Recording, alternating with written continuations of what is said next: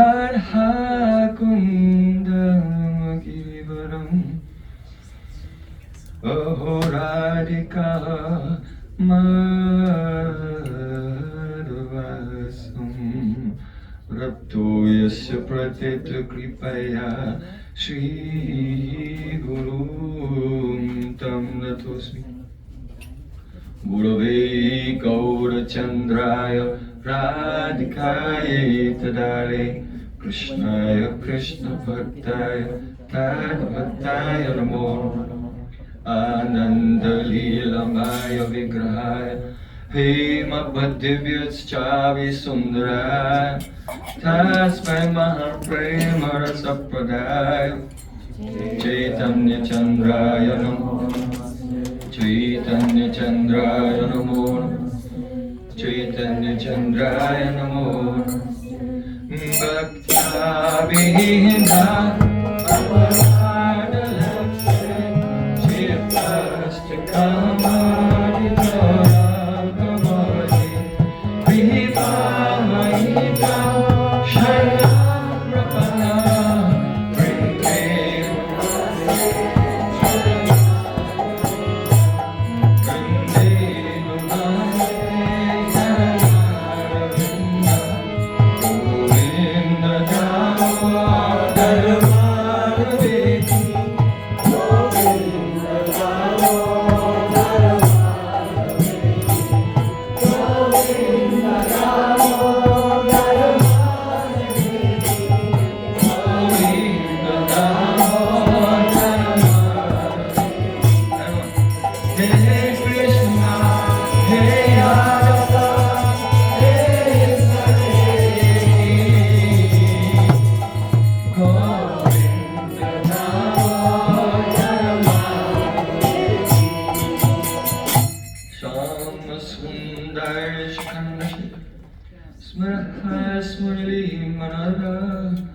Radhikarasakumama kripanidhe Supriyacharna kinkarim Tavayvasmi Nativamittayamana Tivikyaya devi tam Namam Charanatikam.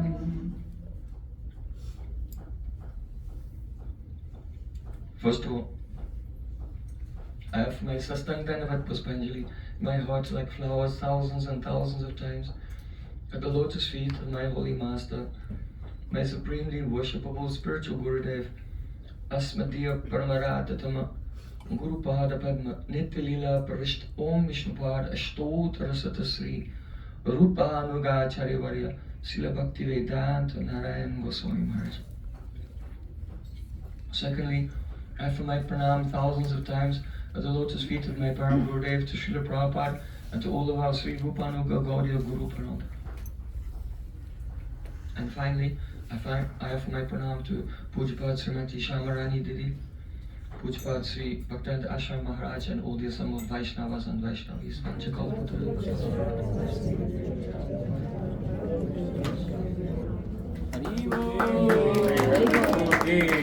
Jai.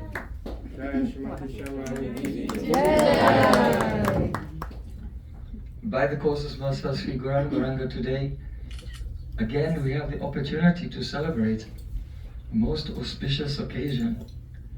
Today is the appearance day of Sri Radharamana Lal Ki Jai. It is also the appearance day of Srila Madhavendra Puri. It is also the appearance of Srinivasa Acharya. And it is also the day of the Salil Bihar, the water pastimes of Chaitanya Mahaprabhu and his associates during the Chandan Yatra of Radharamana Mohan in the Narendra Sarovar in Jagannath Puri. So, usually we will speak about two of these festivals in the morning and two of the festivals in the evening on this day to divide the katha. But immediately after lunch I have to fly to the next festival. So we perhaps cannot touch everything, but we'll try to make in the time that we have our Shraddha Pushpanjali our offerings of the flowers of our faith, the lotus feet of Srila Madhavendra Puri, Srinivasa Acharya, and I can't forget Radharamana.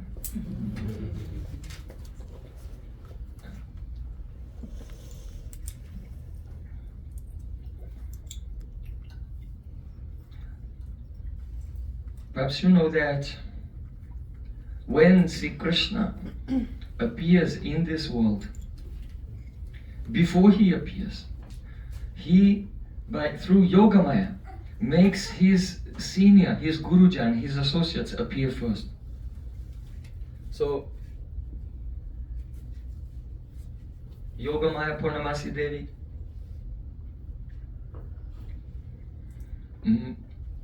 Parjanya Maharaj, Sumukha Gop, all his grandparents, and then his parents, Yashoda and Nanda Maharaj, they all appear first.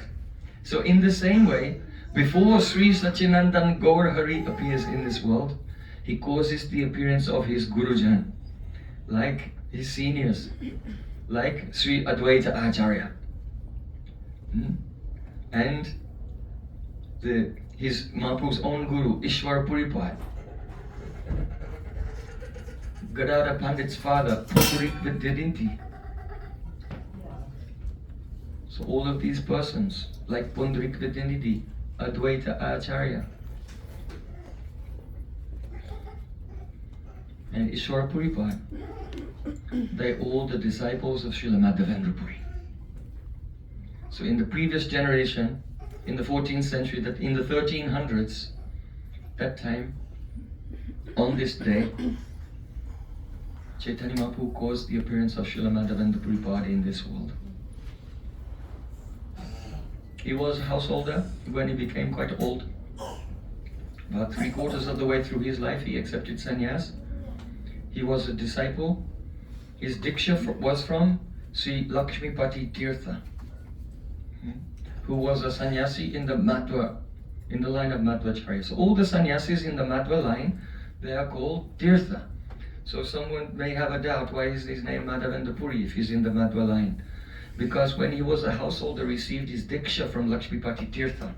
So he's in the Madhva line. Later, he received his sannyas vesh from a sannyasi named Puri.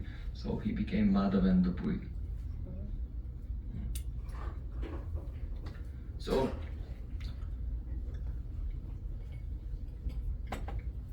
when Nityananda Prabhu was traveling as a very young devotee, he left home when he was about 10 years old, and sannyasi took him as a donation from his father, Harai Oja, Bandhu Padhyay, in Ekachakra.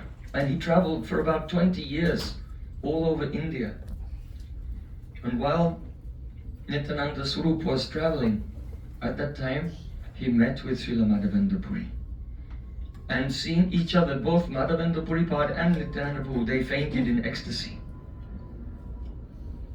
Madhavendra Puri accepted Nityananda Prabhu as his friend, but Nityananda Prabhu accepted Madhavendra Puripad as his Shiksha Guru. They both were disciples of Lakshmipati Tirtha, but Nityananda Prabhu, seeing his own godbrother as a senior to himself, he accepted Srila Madhavendra Puri, always treated him like a Shiksha Guru. But Srila Madhavendra Puri, realizing that it was a great position of Nityananda Prabhu, never saw him as a disciple, he saw him just as his friend. So once Srila Madhavendra Puri, he was performing in great ecstasy the parikrama of Giriraj Govardhan.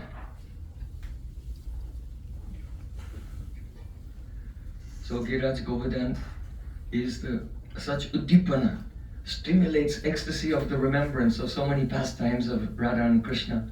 Especially, he came past Dan Gati. There he was remembering the beautiful Dan Keli, the tax pastimes of Radha and Krishna. Then he passed there, he came gradually to Govinda Kund, and he was sitting on the bank of Govinda Kund and chanting the holy names. Hare Krishna, Krishna Krishna, Hare Hare. Hare Rama, Rama Rama, Hare Hare. For a long time, he was doing the Ayachak Vritti. That means he would live on alms, but he would not actually beg. He wouldn't go to beg alms. Only if someone came and gave something to him, then he would take. So he was chanting for a long time. After some time, a very beautiful Brijbasi cowherd boy approached him. And he said, "Oh, why are you fasting? In my village, no one fasts. I have bought this pot of milk for you." Madhavendra Puri looked at the boy and he was enchanted by his beauty. Madhavendra Puri said, "How did you know I was fasting? And who are you? Where are you from?" He said, "Well, the ladies were coming here and they were taking water from the well, the gopis, and they noticed that you were not begging from anyone. So they gave me this milk to come and give to you. You should take it. I'll go just now and I'll come back later and collect the pot. My name is Gopal. I am a Gopal. I am a Gopal. And I live in this village." So he told him, "You take this and I'll come back and get the pot later." And the boy was walking away. And Madhavendra Puri was looking, and as he was walking away, somehow he just disappeared. Madhavendra Puri thought, "Oh, this is strange." But he was not investigating it deeper, because this is the influence. Yoga Maya makes anusandan abhav. That means the absence of investigation. So he went on chanting, Hare Krishna, Hare Krishna. As the evening time came, then by the influence of yoga, because he cannot sleep while he's chanting, he has too much taste. But by the influence of Yoga Maya, he began to doze. And then in his dream, he saw the same boy. The same boy came back to him and took him by the hand and said, "Come with me." And he led him to a place just very close to Govindakund. And there were some bushes there. He said, "Oh, I am very uncomfortable. I am here in these bushes. And I am suffering from heat in the summer and cold in the winter. And I am very uncomfortable from all the creepers and thorns there. I was established by the great grandson of Krishna. That is, Krishna's son is a Pradyumna. Pradyumna's son is Aniruddha. Aniruddha's son is Bajranab Maharaj, Bajranaba. So Bajranab Maharaj, he established all the main deities, Govinda, Gopinath, Madan, Mohan, and Gopal, this Giridhari Gopal, he's like this. And Gopishwa Mahadev, Kameshwar Mahadev, and Adikeshav, so many deities in Braja. If you please come to Braj Mandal Parikrama. This year we went to the Samadhi of Bajranab. Very beautiful place, the Samadhi of Krishna's great grandson. There you can hear his glories, how he manifested the Braj Mandal some generations after Sri Krishna's disappearance. Very great separation pastimes. So glorious. So that cowherd boy said, the great grandson of Krishna, Bajranab, he established me here. But after some time, the malechas, they were attacking, and the pujari became afraid, and he buried me here and ran away. And I have been here for many, many years. So please, come with villages and take me out. And then Madhavendra Puri woke up from his dream. He thought, oh, alas, alas. It was Sri Krishna who came to me and gave me this pot of milk. And I did not even recognize him. Just see the power of Yoga Maya. You can be here now and saying every day, Krishna's tu Bhagavan Swayam. Krishna is the Supreme Personality of Godhead. But when you go into the Leela of Krishna by his causeless mercy, you say, Kobala, who's that boy? You don't even know him. You have to discover who he is. So, this is the power of Yoga Maya, and Madhavendra Puri was crying and lamenting. But after some time he composed himself because he had a mission, and he called the villagers, bring some tools and help. And they all came, and he pointed to the bushes, and they began to cut the undergrowth there, and they moved the earth, and there they found this form. This is Giridhari Gopal. Now he's famous by the name of Srinathji. Oh, I just came from Baja, and many years ago, before Gurudev came to the West, Nanda Gopal and his wife, they somehow or other, by the mercy of Sri Krishna, had a deity of Srinathji.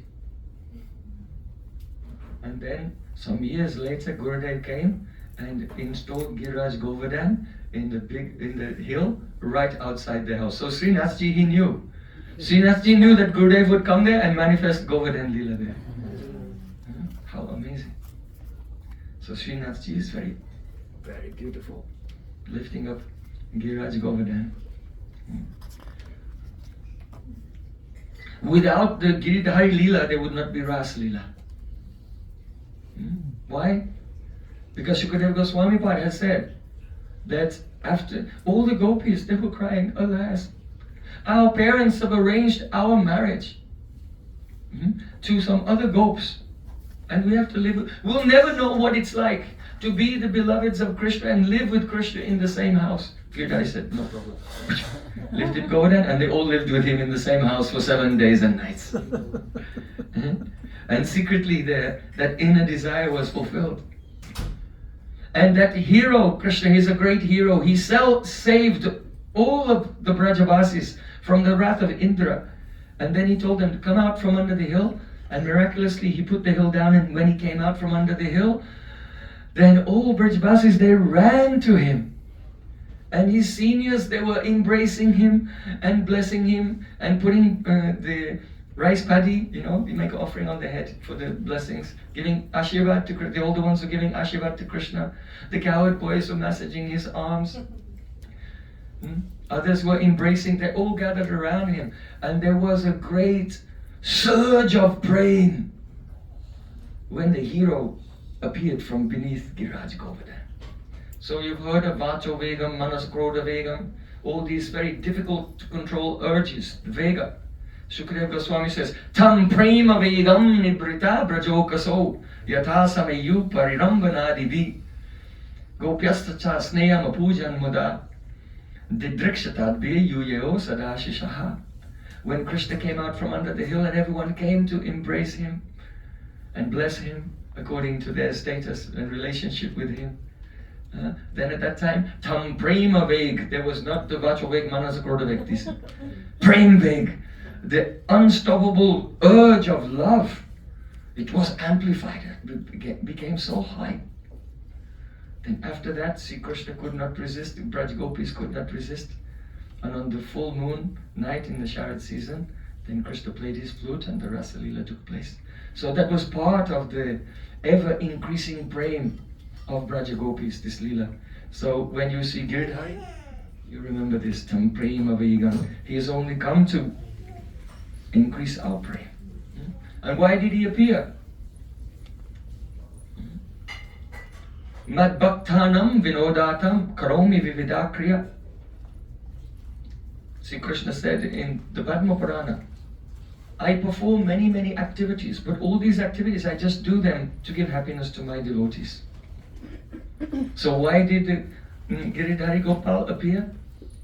Jara prem hai boshi hoya prakata huila seva angakari kari jagata tarila. First reason, Jaha prem hai boshi hoya, being controlled by the love of Madhavendra Puri. Madhavendra Puri was sitting on the bank of the Govinda Kund and chanting, feeling so much separation from Krishna, and Krishna was feeling separation from him.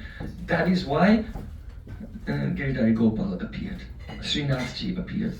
So in Chaitanya Charitamrita said, Yaha prema vashivaya, being controlled by the love of Madhavendra Puri, prakata hela, Gopal became manifest.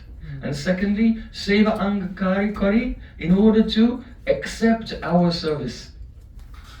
Jagata tarila, and liberate the whole world. So then when Madhavendra Puri, along with the villagers, they took Gopal out from the ground and they put him and established him on the top of Govardhan hill.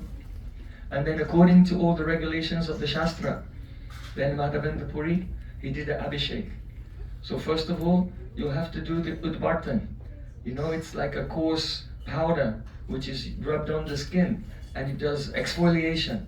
You know, like you have what, apricot scrub or whatever you do. So it's like that, but it's not apricot scrub. It's made from the ground pistachio nuts. Yeah, and also saffron. So it's very fragrant. And so many other exotic ingredients. And also barley flour.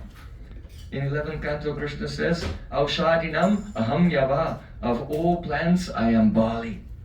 Barley is supreme, it is a great medicine. So barley flour, pistachio flour, saffron, and other things they mixed together. And he rubbed them all over the body of Gopal because he was looking somewhat bedraggled from being buried in the dirt and it made him completely clean. And then he massaged him with fragrant oil, and then they did the Abhishek of Gopal with thousands and thousands of pots of water from Govindakund. So a very beautiful Abhishek took place, and then he was dressed in beautiful yellow cloth, his pitambar and flowers and crown and peacock feather. And Madhavendra Puri told all the villagers, now we'll have the Anukut Mahotsav. All of you make so many thousands of preparations, just like Nanda Maharaj has done, and all the Brijvasis had done in 4,500 years before. So then everyone around that, in the town there, the big town on this side is Anur, and on the other side Yatipur. It's called Yatipur after Madhavendra Puri, because he's a Yati, sannyasi. So that town is named after him. So all the villagers, they cook big mounds of rice with lakes of ghee on the top, golden ghee melting and dripping down like waterfalls from the piles of rice, and many piles of samosas and kachoris and puris and many preparations, different types of sabjis and sweets and shikarini, many types of preparations, and they piled them all over the hill. And then the Madhavendra Puripad himself, he made the offering. And even though the others could not see, Madhavendra Puripad could see with his divine vision how Krishna was actually taking all the bhog offerings and how it became Mahaprasada. And then Madhavendra Puri distributed to all the brahmanas and then to everyone else. So if you come in the Brajmanda Parikrama time, at the time of Anukut Mahotsav, we also make the offerings of hundreds of preparations directly onto Giraj Govardhan in the same place where Madhavendra Puri did this, right close to Govindakund. So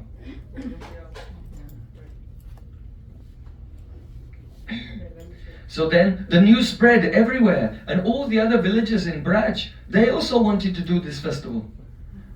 And so each village, they were given a sequence, a schedule, and every day this festival was going on for a couple of months. Anukut Mahotsav, a different village, and every village was trying to outdo the previous village with more preparations and more delicious preparations.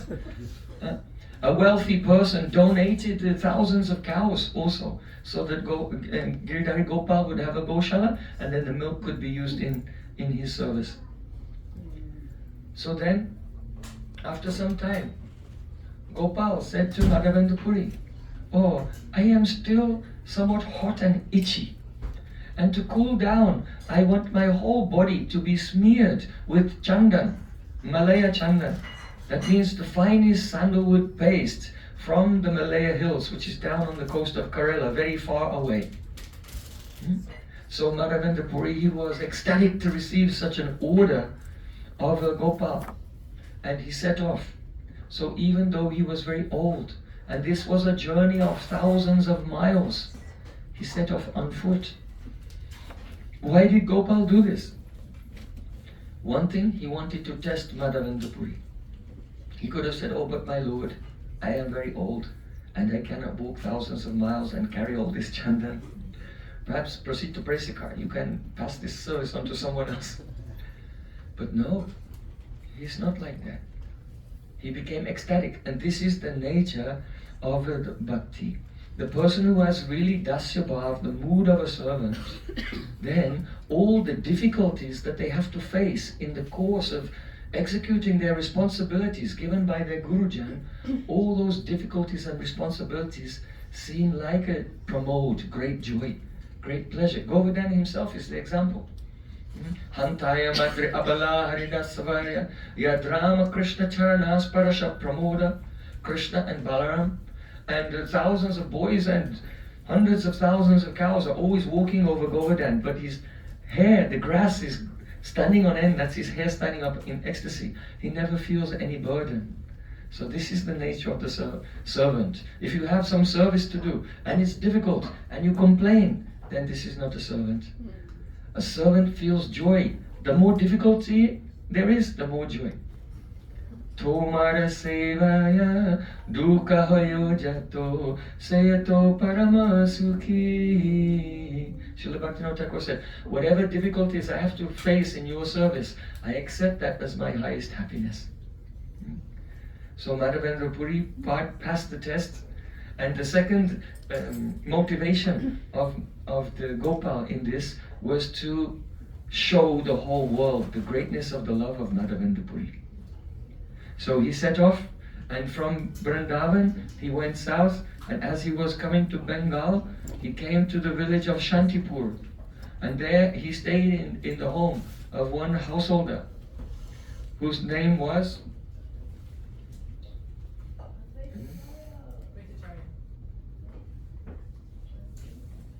Acharya. His name was Kamalakanta Veda Panchanana. Kamalakanta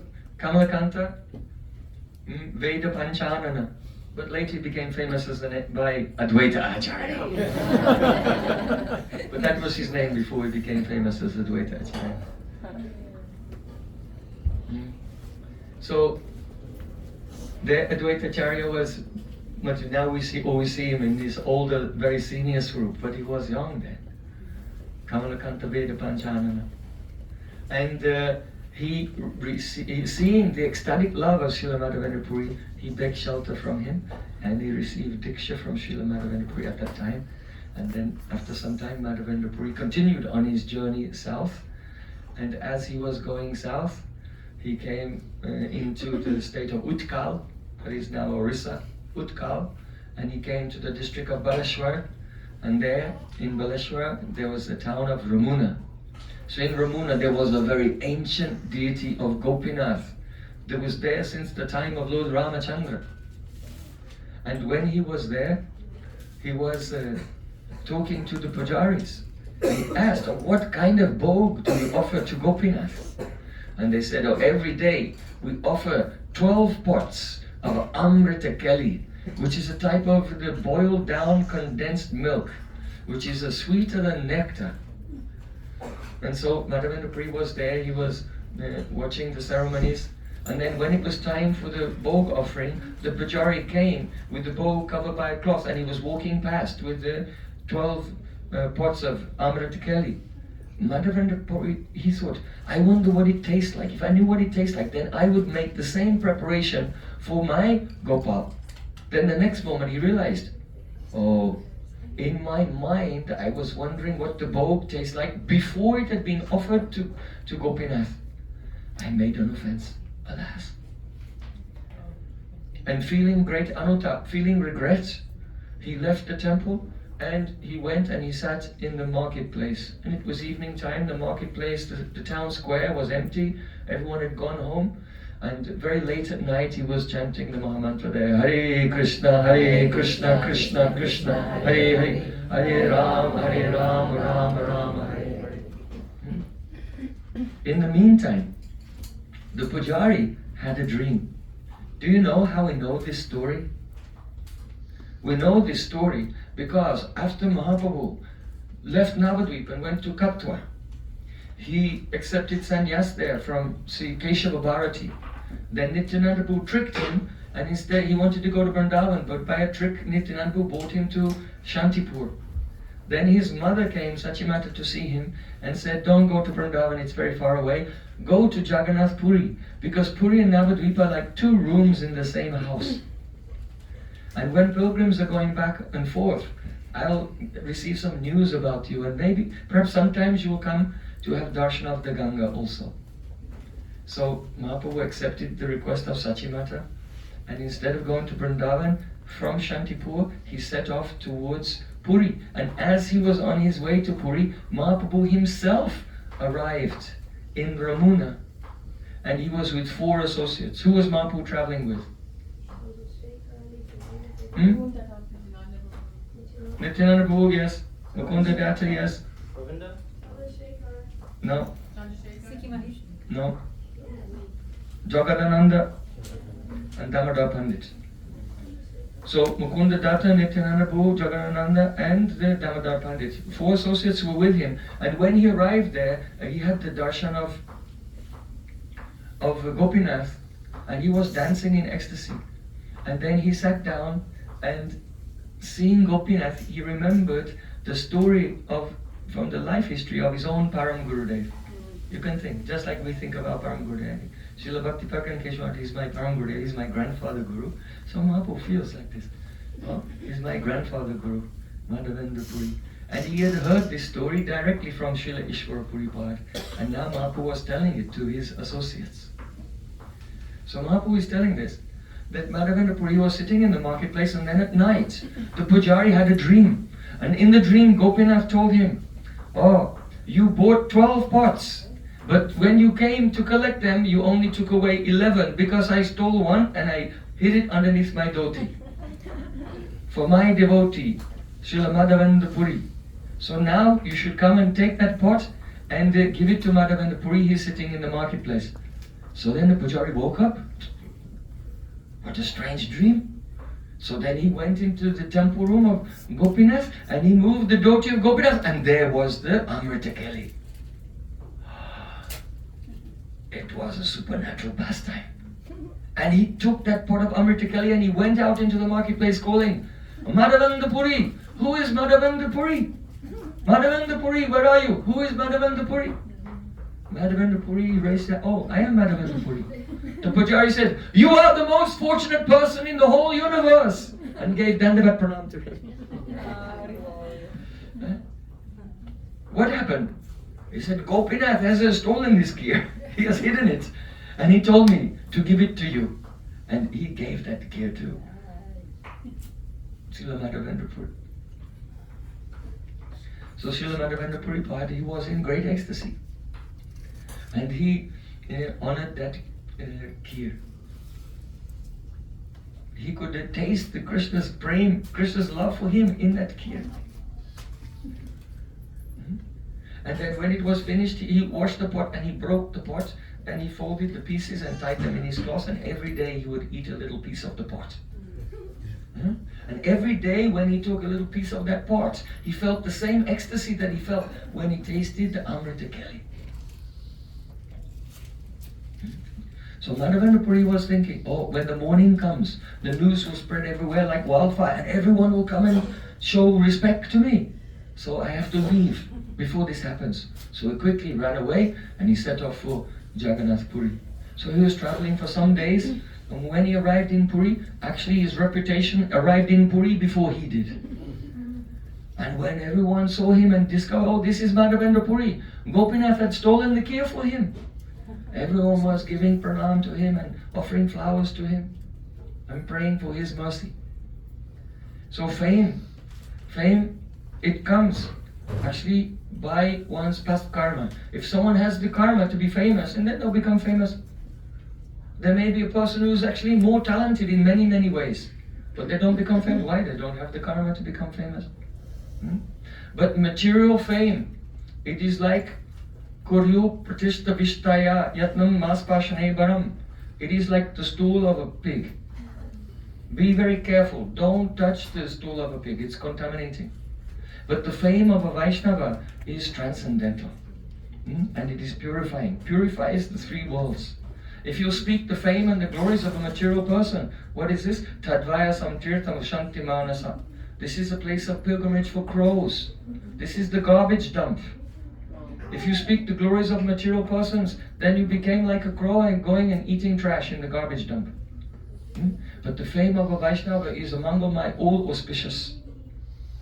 It is a divine fragrance, and that divine fragrance of his aprakrita yash, transcendental fame, was spreading everywhere, and everyone was honoring Madhavendra Puri.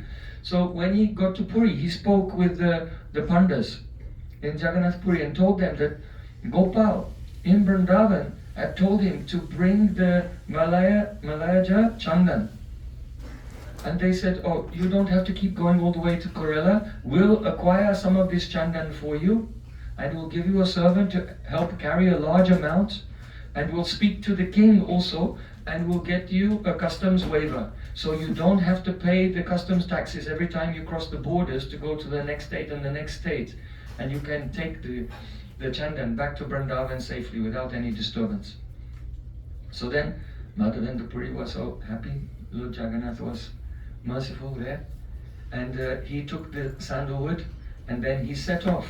And as he was going back to Vrindavan the same way he came, of course, he passed through Ramuna. Again, he had the darshan of Gopinath there, and he was dancing in the kirtan there. And then, in his dream, Gopinath came to him. Sorry, in his dream, Gopal, Giridhari Gopal, from the top of Govardhan in Yatipur, came to him in the dream, and he said, oh, you should grind up all this sandalwood paste and apply it upon Gopinath every day, because you should know that myself, Gopal, and Gopinath, we are the same. So if you have given the Chandan to him, then you have given the Chandan to me, and I will be cool and relieved from my heat and irritation.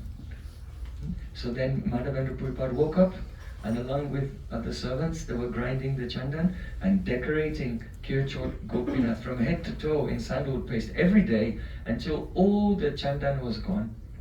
And when they finished, then it was Chaturmasya. And so Madhavendra Puri, he returned to Jagannath Puri to observe Chaturmasya there.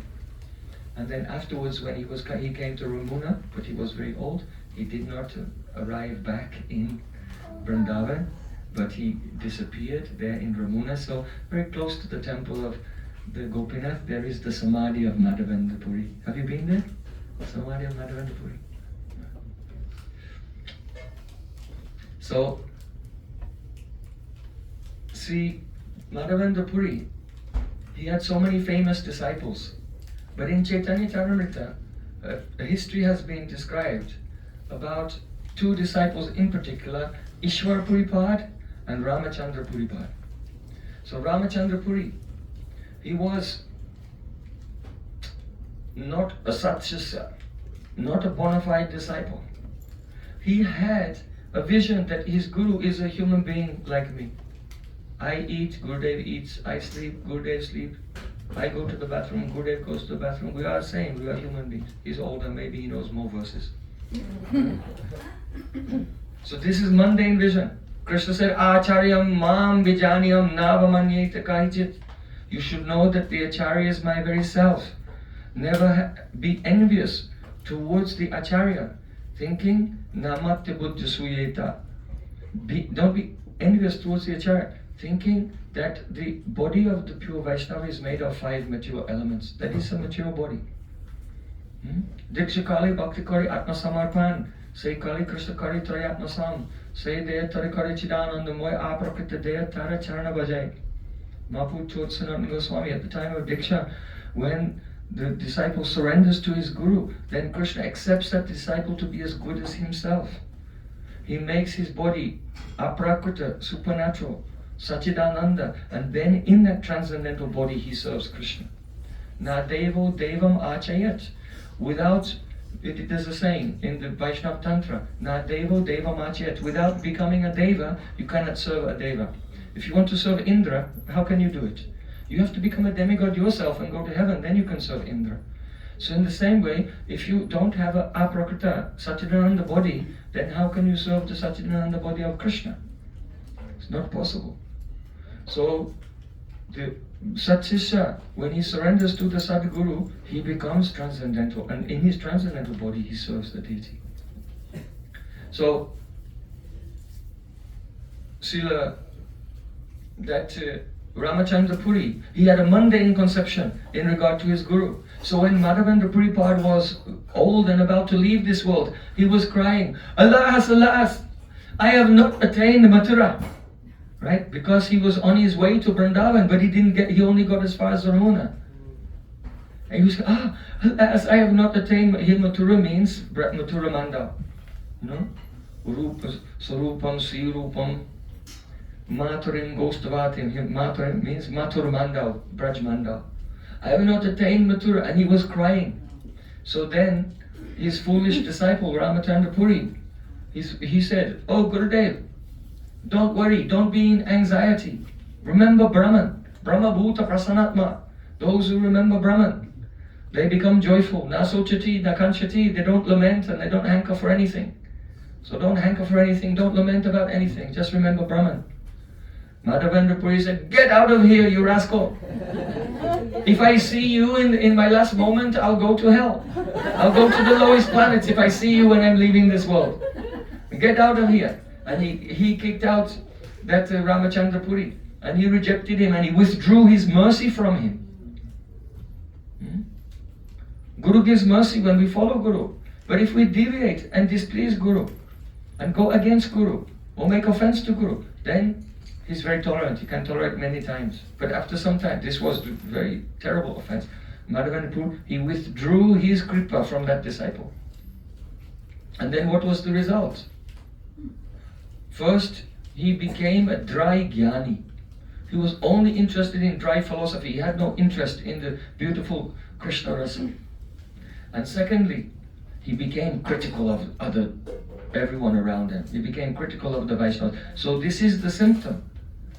How can you tell if the Guru has removed his mercy? One, you have no taste in Harinam and Harikatha. And two, you start criticizing others. These are the symptoms. But on the other hand, his other disciple was Ishwara Puri. When he was about to pass away, he was crying. Even he was lying in bed, he could not move. He was passing stool and urine on himself. And his disciple was changing his cloth, changing the bedcloth, and washing his body and giving fresh cloth. He served him in a very humble and menial way, like a nurse. And because of this, but he never thought, "Oh, my Gurudev is old and dying and his body is material." Never thought. Always thought, "My Gurudev is eternal associate of Radha and Krishna." Serving like this. And because of his Guru Nishta, his deep faith, he was blessed by Srila Madhavendra Puripad. And Srila Ishwara Puripad became filled with prem. He had so much prem, he even became the Guru of Radha Krishna combined in the form of Chaitanya Mahaprabhu. He became the Diksha Guru of Chaitanya Mahaprabhu. How great he was. This was the blessing. So, Srila Bhaktisiddhanta Thakur gives an example. On the bank of the Jamuna water is very sweet, the soil is very sweet, the same sun is shining, the same rain is falling, but a mango seed will grow into a beautiful mango tree, and the seed of a thorn tree will grow into a bubble tree, and only have thorns and no fruit. So in the same way, two disciples, they may have the same Guru, and Guru's same mercy is there to nourish both of them.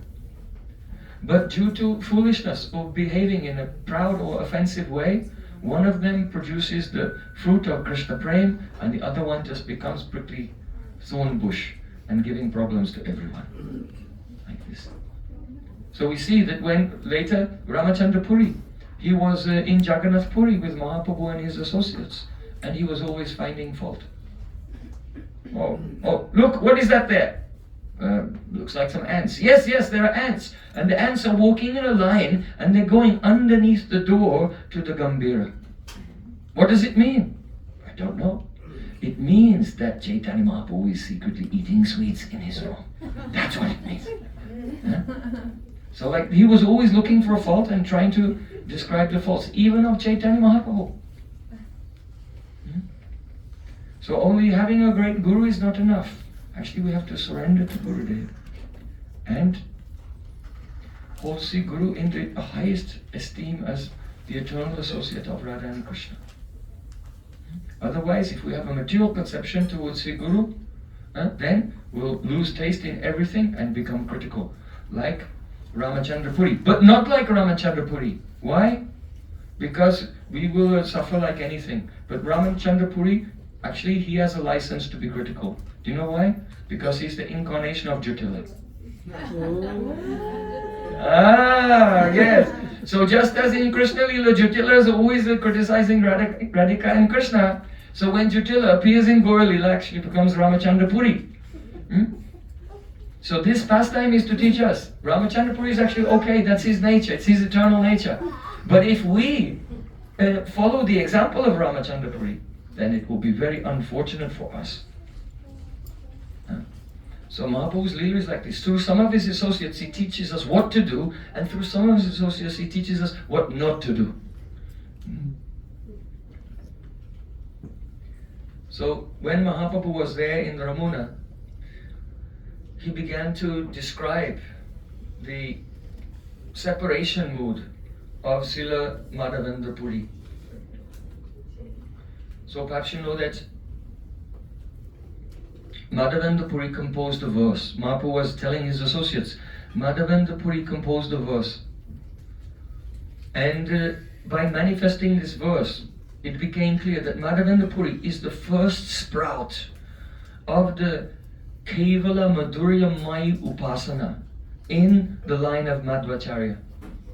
Before there was devotion to Krishna, Madhvacharya's deity is also Dadimantan Gopal in Udupi. But the Kevala Madhurya Mai Upasana, that means the service to Radha and Krishna, which is completely devoid of any sense of Krishna's opulence, in exclusive sweetness in Braja, in Parakya Rasa. That had not manifested clearly before, and it was first manifest by Srila Madhavendra Puri, and he manifested it through this verse. Ai Dina Dayadranata He Mathuranata Kadavalokshase Hridayam Tvamaloka Kataram Daita Brahmiti Kim Karomyaham. When Chaitanya Mahaprabhu said this verse, he could not even recite the verse. Krishnadas Kaviraj Goswami Pad said, only 3 persons have fully tasted this verse. Srimati Radhika, who spoke it, Madhavendra Puri, who revealed it, and Sri Chaitanya Mahaprabhu, who received it and relished it in the Gambhira. When Mahaprabhu began to say this verse, Aidin, he could not get any further. And in a madness, he just kept saying, Aidin, Aidin, Aidin, breathlessly. And he got up and he was running around and fainting and rolling on the ground. And all the sattvic bhavs came in his body.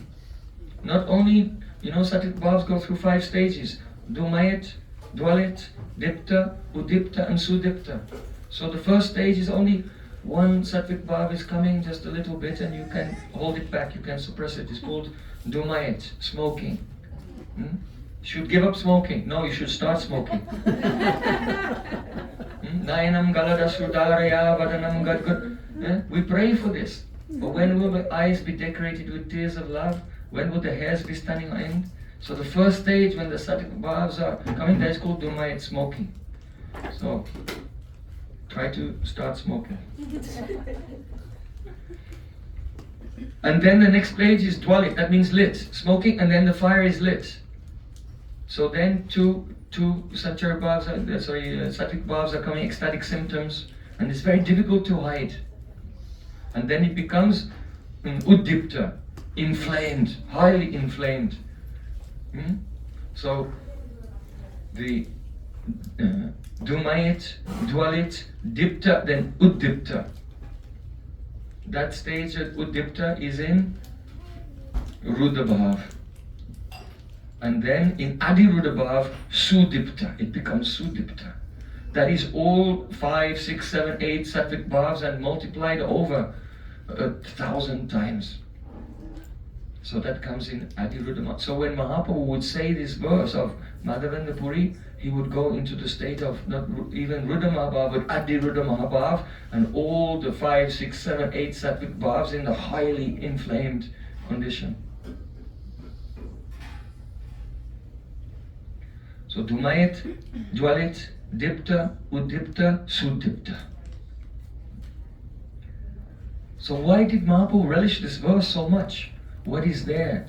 This verse embodies Mathura Viraha, the separation that Srimati Radhika felt when Krishna left for Mathura.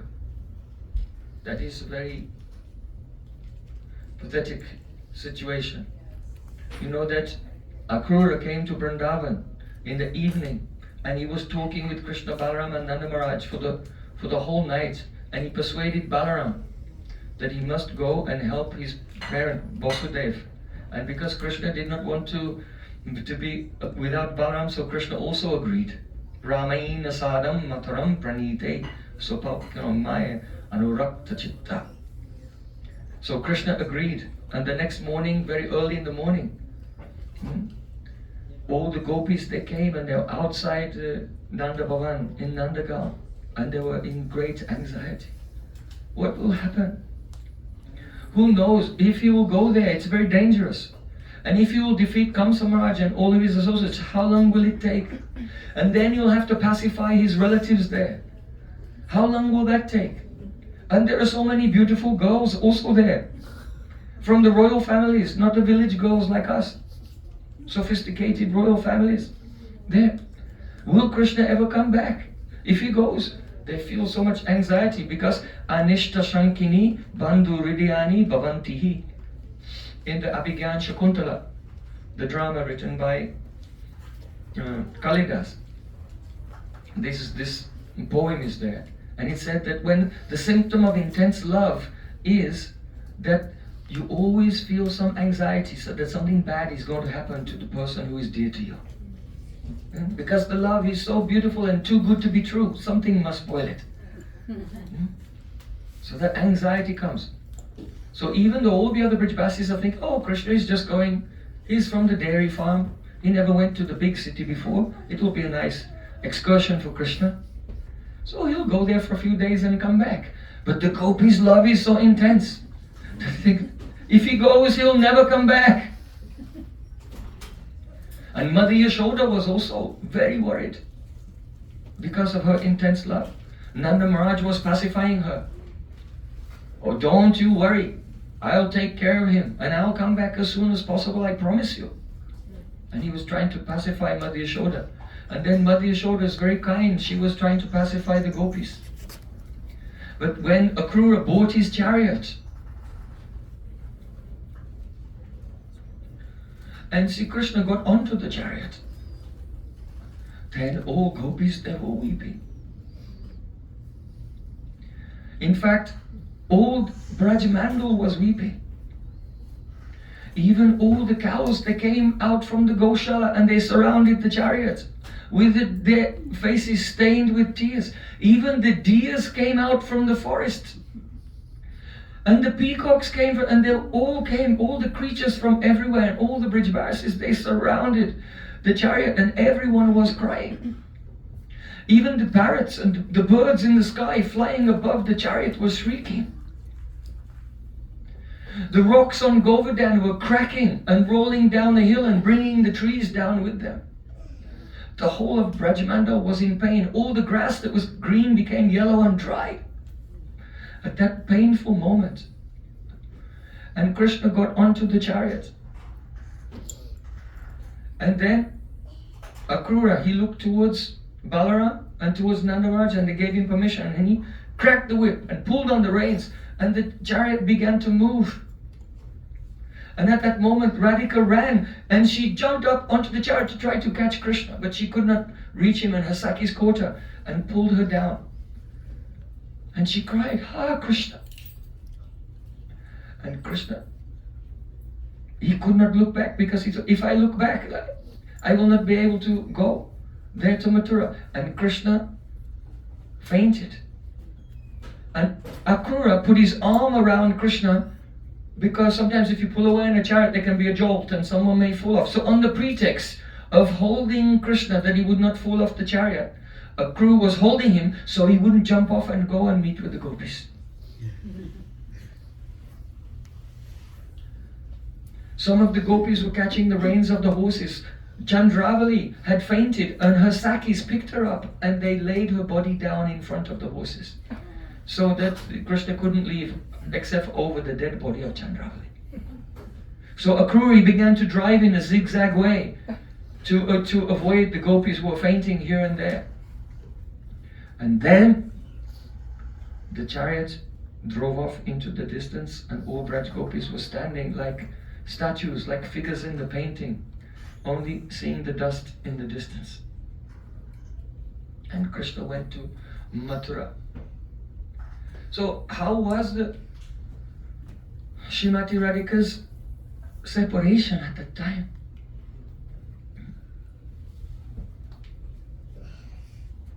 We cannot describe. Even she cannot describe.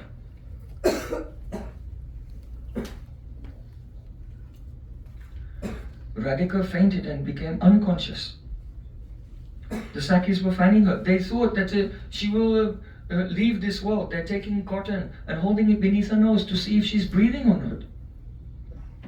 After some time, Radhika opened her eyes and her Sakis, Lalita and Vishaka, said, "Oh, you don't worry. Krishna disappeared so many times before. Like in the Ras Leela. He went away, but he was just hiding and he was watching us.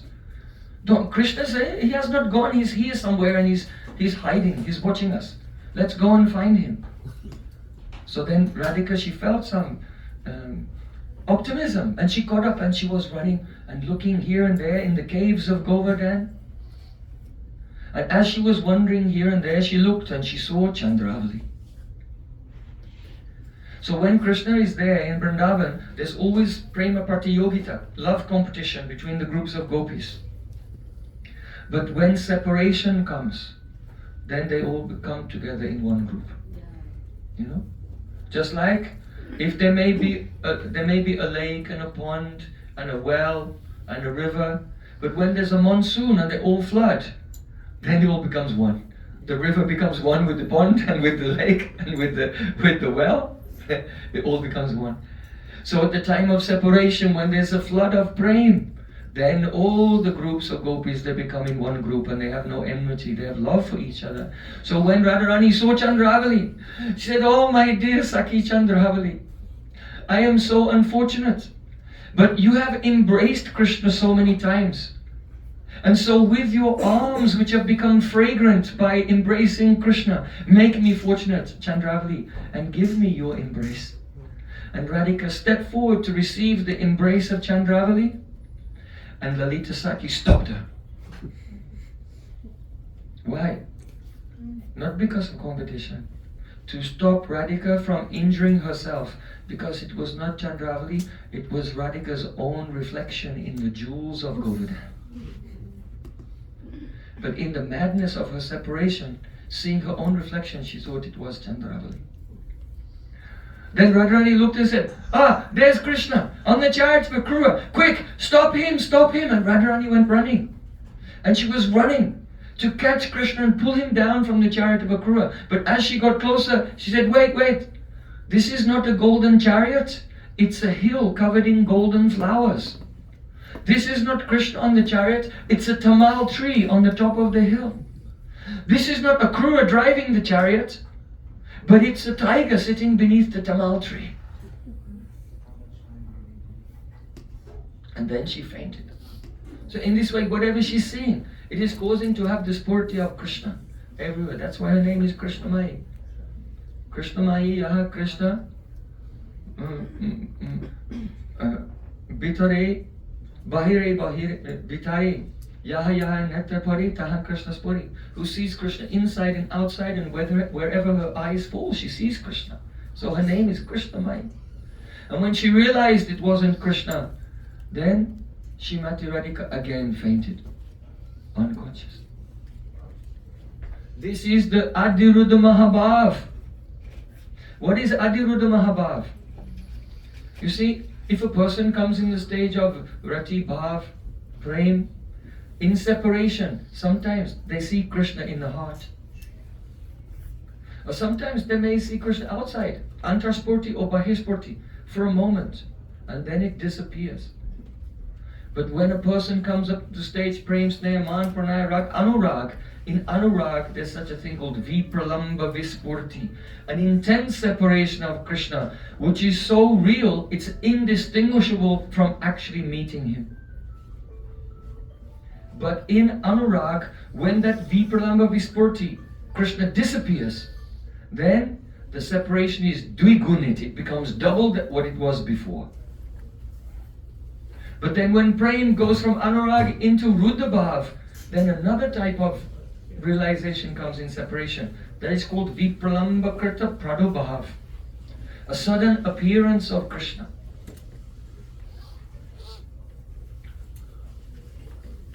Srimati Radhika said to Lalita, "Oh Lalita, if Krishna wants to go to Mathura and stay there, that's alright, because he's independent, he can do what he likes.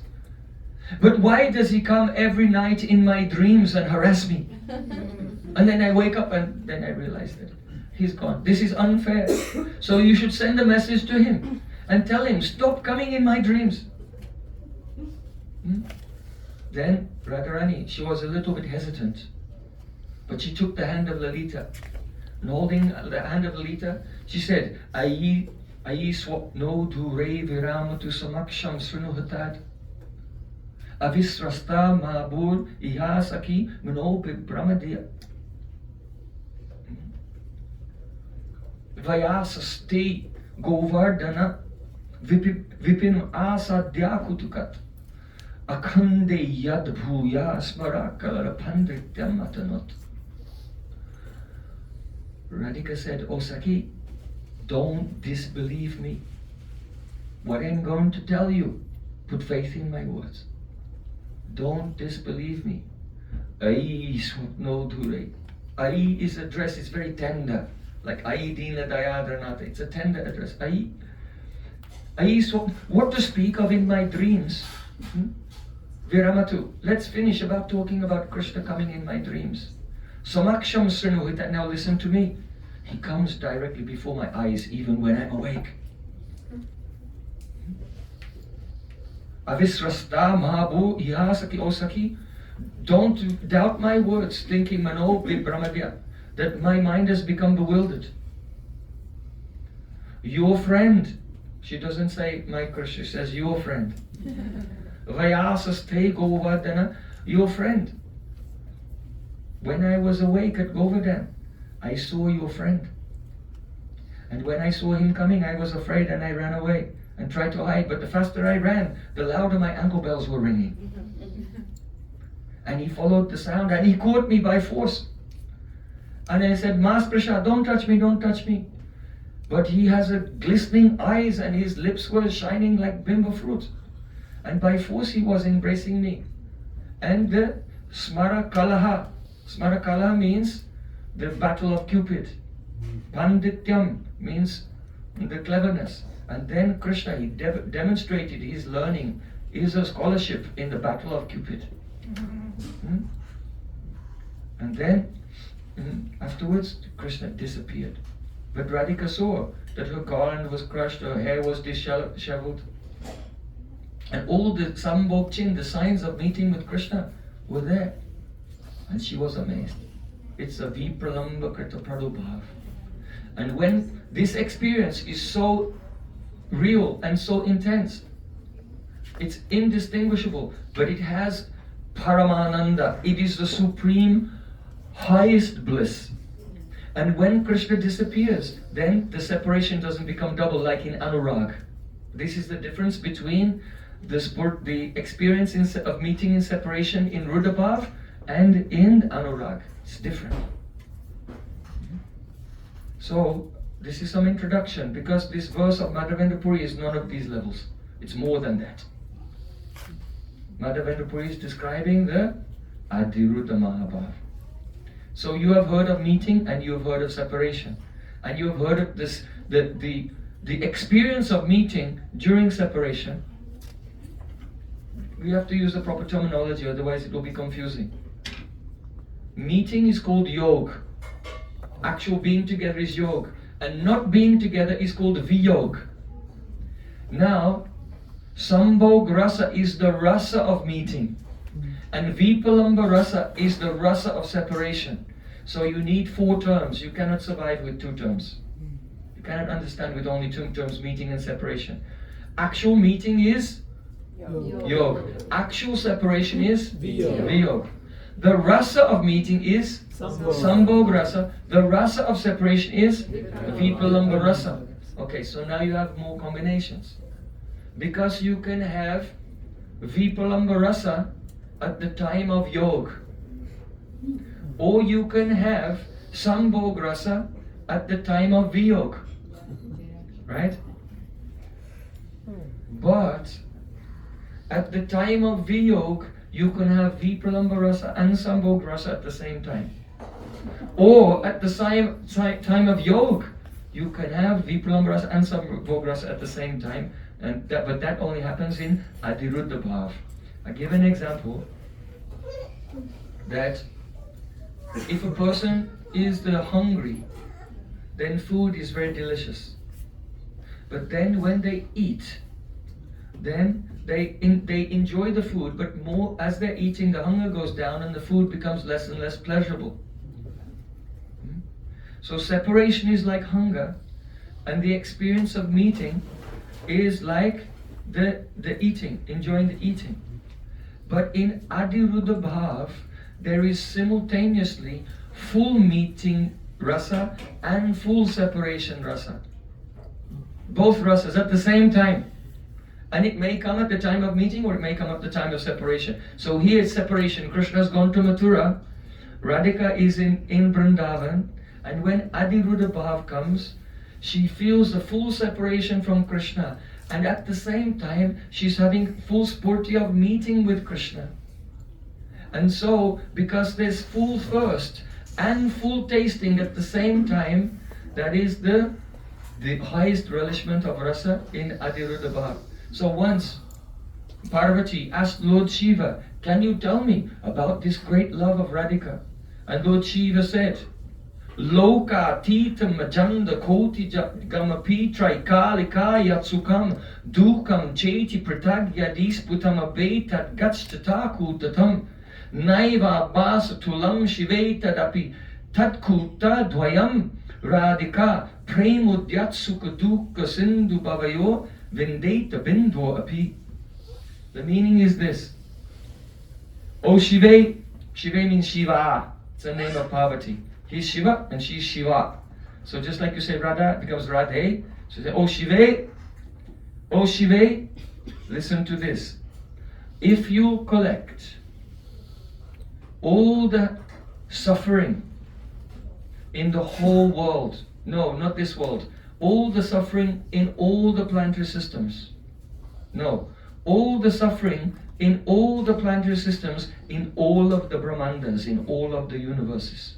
No, if you collect all of the suffering in all of the planetary systems, in all of the universes, in the past and the present and all the future, forever, and put that suffering in one pile, and then you collect all the happiness of every living entity in the world, no, in the universe, no, in all the universes, no, of every living entity of the past, the present, and the future, and you collect all that happiness and put that in another pile next to the pile of all the suffering of all the living entities in all the universes for all time.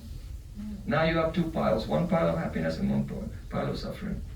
But those 2 piles will not be equal to 2 drops of the happiness and distress that Radhika feels simultaneously. The ocean, they're not equal to 2 drops in the ocean of the happiness and distress that Radhika feels simultaneously in the stage of Adiruddha Mahabha. So what can we say here? What to speak of us describe it? Even Radhika herself cannot describe it. She's burning in separation and she speaks to her Sakhis. She says, O Sakhi, Uttapi putapata kopi garala gramada pikshobano dambole apidu saha katur alam hrin magna shalyadapi tivraha prauda vishushikani chatayopya mamayam bali mama Mamanyadi Binati Gokula Popter Vishlesha Janma Jwara. Radhika says, Gokulapati, oh Gokulpati Krishna. Actually, he's not Gokulpati, he's Gopulpati Nandan. He's the son of Gokulpati Nanda Maharaj. But she's in so much distress, she cannot even say his whole name. Oh Gokulapati Vishlesha Janma. Shlesh means embrace. In the Vishlesh, in the absence of the embrace of the son of Nanda Maharaj, Janma Jwara, a fever has come. A fever has come to me. And how is that fever? Uttapi Putapata Kopi. It is like a Putapak. Do you know what Putapak is? Who knows Ayurveda? In Ayurvedic medicine, then there's one kind of treatment called Bhashma, ashes, right? Bhashma treatment. And there are different types of Bhashma. There's Loha Bhashma, that means iron ashes. There's Tamra Bhashma, copper ashes. Right? Rajata Bhashma, silver ashes. Parad Bhashma, mercury ashes. Swarna Bhashma, gold ash. So let's say the Ayurvedic doctor wants to give a treatment with the Swarna Bhashma, gold ash. How do you make gold into ashes? That process is called Putapak. In the Putapak process, the gold is put inside a clay pot with some minerals and Ayurvedic herbs. And then another clay pot is put on top, and then it's bound up, and then it's put in the midst of a furnace, a blazing fire. And this makes such intense heat that the gold becomes reconstituted and becomes Swarna Bhashma. Because the heat is amplified so much. So Radharani is saying, Uttapi Putapata Kopi Garala Grama Dapi Shobano. This fever of separation from Sri Krishna is more burning to my heart. It is more burning than the Putapak fire being inside the clay pots in the Ayurvedic method of making gold ash. It's more burning than this. Garala Grama Dapi Shobano. It is more agitating. Not than Garala, poison, but Garala Gramad, more agitating than the overdose of multiple poisons at the same time. Dambo le apadusaha. It is more intolerable than the thunderbolt of Indra. You know, if Indra will shoot his thunderbolt at a mountain, the mountain is reduced to powder in a moment. So it is more burning than Putapak fire. It is more disturbing than the multiple overdoses of poison. It is more intolerable than the thunderbolt of Indra. Hrin Magna Shula Dapi. It is more piercing than a spear going through the heart. Tivra Prauda Vishuchika. Oh, it is more disturbing than the final stage of cholera. You know, when someone's in the last stage of cholera and they're just vomiting and the stomach is getting pain, and then it goes away, then it comes back again, and they vomit again, and then again pain comes. It is more painful and disturbing than the final stage of cholera. O Sakhi, this separation from Krishna, Mamadya Vinati, it is attacking all of my soft and delicate vital organs at the same time in this way. So this is separation. You see, Radhika cannot describe how she feels. What is this separation from Krishna like? So she's clutching at straws. She's trying to make a picture of it, grasp examples here and there. But whatever suffering there is in the whole world, none of them, or even all of them together, they cannot properly describe what Radhika is feeling at the time of separation.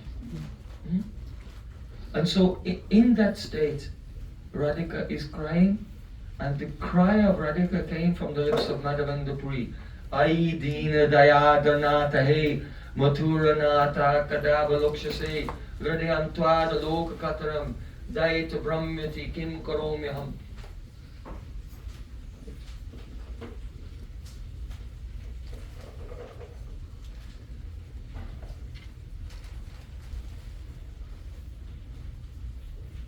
What does it mean? First of all, Ai Dina Dayadanat.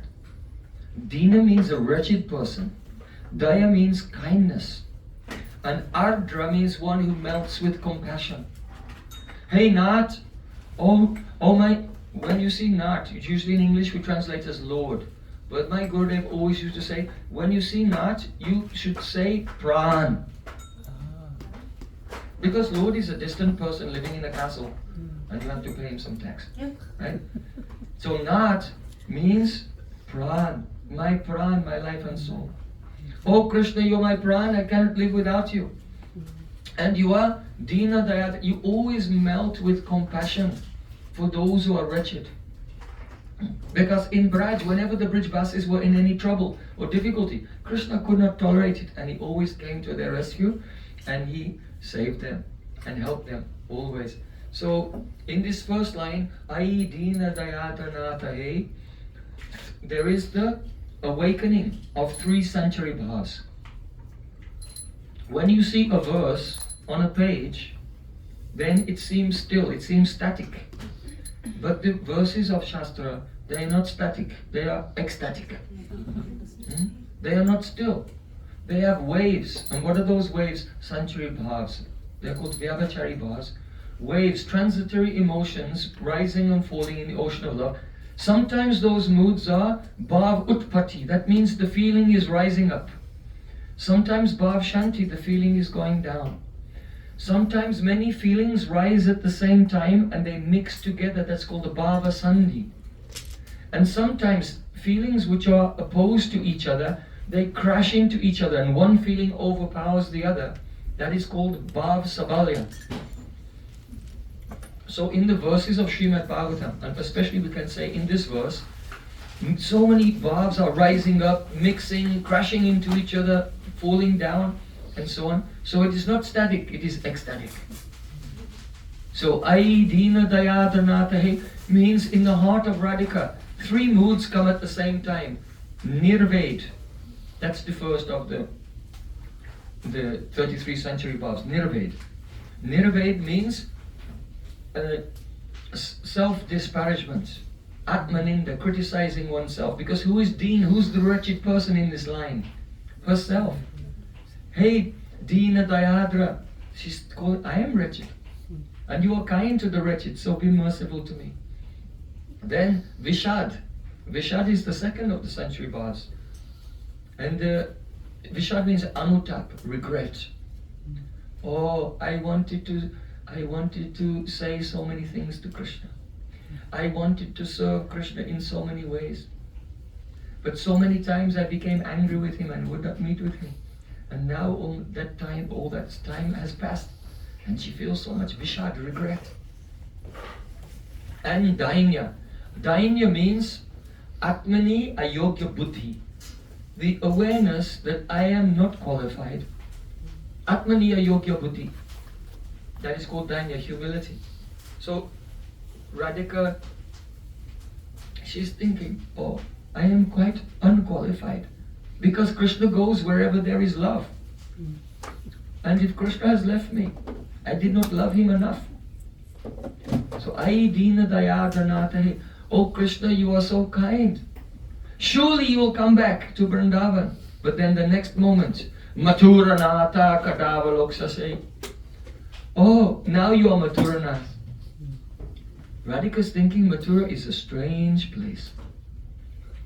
It seems that Mathura has some mystic power, that if someone goes there, they forget about where they were before, all their previous life and relationships. It must be. Why has he been there? How could he forget Madhya Yashoda? How could he forget Subal Sridham and the cowboys? How could he forget his cows? So what a strange place Mathura is. And Mathura is full of Kshatriyas. So Kshatriyas are very hard, they are harsh. They cut, that means they give harm, they can harm others and protect innocent persons from harm. So Kshatriyas are very hard, they're not soft like Gopals. So it may be that our Gopal, by associating with the royal family and the Kshatriyas there, that his heart has become hard and he's not Dayadra anymore. He's not melting in compassion, because whomever you associate with, you become like them. And what's more, there in Mathura, there are so many beautiful girls from the royal Yadu dynasty. as well. They are very sophisticated and very educated. And so now he's in the big city, he will forget about us girls from the dairy farm. So Kadava Lokshase, Maturanata, Kadava Lokshase. Or when, Kadava Lokshase means when will I see you again? Hridayam Tvada Loka Kataram. Then the next mood came. The next mood is a Jadya. First what came? Nirved, self-disparagement. Vishad, regret. And Dainya, feeling wretched, humility. But then Radhika had the centric bhav called Jadya. Jadya means becoming stunned. Kadava Lokshase, when will I see you again? She was thinking, when will I see you? But then she could not even think. One century bhav is called vitarka, and that is when one is arguing in his own mind. Will it be like this or will it be like that? Will it be like this or like that? And by gradually weighing up the arguments, then another century bhav can come. That is called mati. Mati means that you decided, this is the conclusion. But when jadya comes, that is a type of mental inertia. You cannot come to any conclusion, you cannot think about anything. And the symptoms of jadya are staring blindly and not speaking. So then Radhika said, Kadavakshe, Hridayam Tvada Loka Kataram. My heart, Hridayam, Katara, is tormented, Aloka, by not seeing you. And then Radhika became stunned and she was just staring. Because she could not understand what to do. She became bewildered and blinking her eyes. And then she's now in the state of the Adiruddha Mahabhav. It's so powerful. How powerful? If Radhika will come on the bank of Jamuna and holding Krishna's Pitambara that he left behind, she wraps herself in his Pitambara and cries, Ai dhina dai adranata he, Maturanata Kardava Lokshase, Hridayam Tvada Loka Kata, and become stunned. And then even the fish in the Jamuna begin to cry. Even Krishna, if he's far away and in the arms of a beautiful girl in Mathura, he will feel the pain of Radhika in his heart and faint. This prema has the Brahmanda Shobha character. It disturbs the entire universe. Then she said, Daita. Daita means my darling. Data Atmanam, who has given their heart to someone else and who has given their heart back as well. They are Daita, they are beloveds. Why? Now another Sanchari Bhav came. What was this Sanchari Bhav? Garva. Garva means pride. Suddenly, in her state of the despair, pride suddenly appeared. Oh Daita, oh my darling, I don't believe it. I know that you cannot give me up. You cannot leave me. So she suddenly feels pride because of pranay. You know, pranay is the feeling of confidence and intimacy, that my heart and your heart are one. So now from Dainya, it was humility before, and then becoming stunned, and then from becoming stunned, she began to speak again. Dayata, and she became proud. Oh Krishna, I know that you love me, and you cannot give me up, and I can never give you up. Dayata Brahmyati, I am bewildered. Kim karomyam, what should I do? Why is she bewildered? Because the pride has come that Krishna cannot leave her. She's thinking, even if he's in the arms of a princess in Mathura, he's suffering and remembering me. He's just thinking, oh, this girl is tasteless. I wish I was back in Vrindavan and with my Radhika. And he's fainting in her arms, and Radhika feeling his pain of separation from her. You see, Radhika is not concerned about her own pain.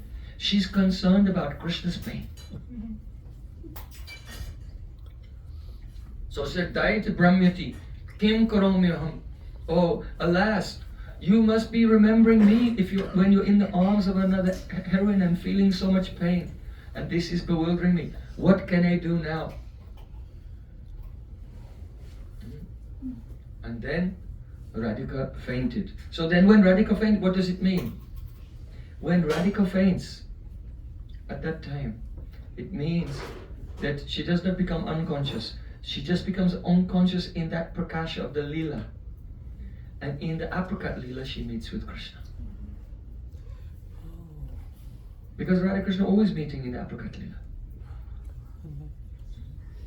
And so Chaitanya Mahaprabhu, when he was describing this verse to his associates, he said, Aideen, Aideen, Aideen, and then he fainted.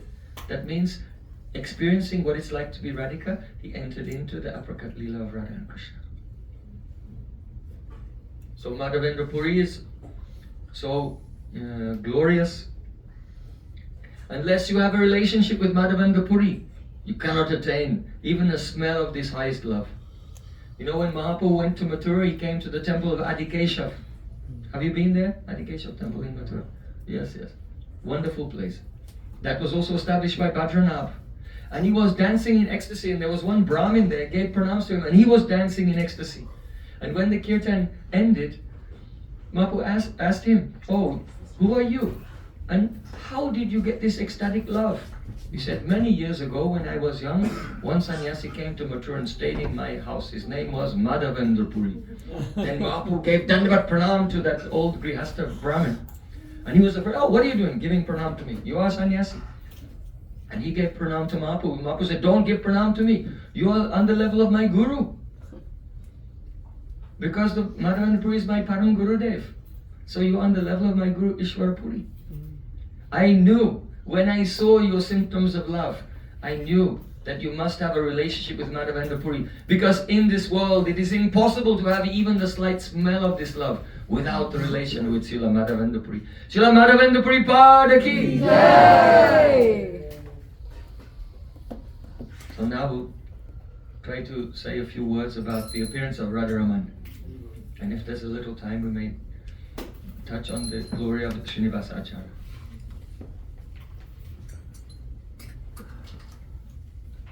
You know that when Mahaprabhu, after arriving in Puri, he stayed for a very short time, and then on the pretext of going to search for his brother Vishwarup in South India, he was actually looking for the association of Ramananda Rai at Vishakhapatnam on the bank of the Godavari river. He was searching out Braj Rasik Vaishnava Sangha. Mahaprabhu. So always consider this. Mahaprabhu is teaching by his own example. In your life, always seek out the Braj Rasik Vaishnava Sangha. So Mahaprabhu set out, and he, on his way, as he was going, he'd been to Godavari, and he kept going, and he arrived in Sri Rangam. And there in Sri Rangam, he stayed for the 4 months of Chaturmasya in the house of Venkatavata. So,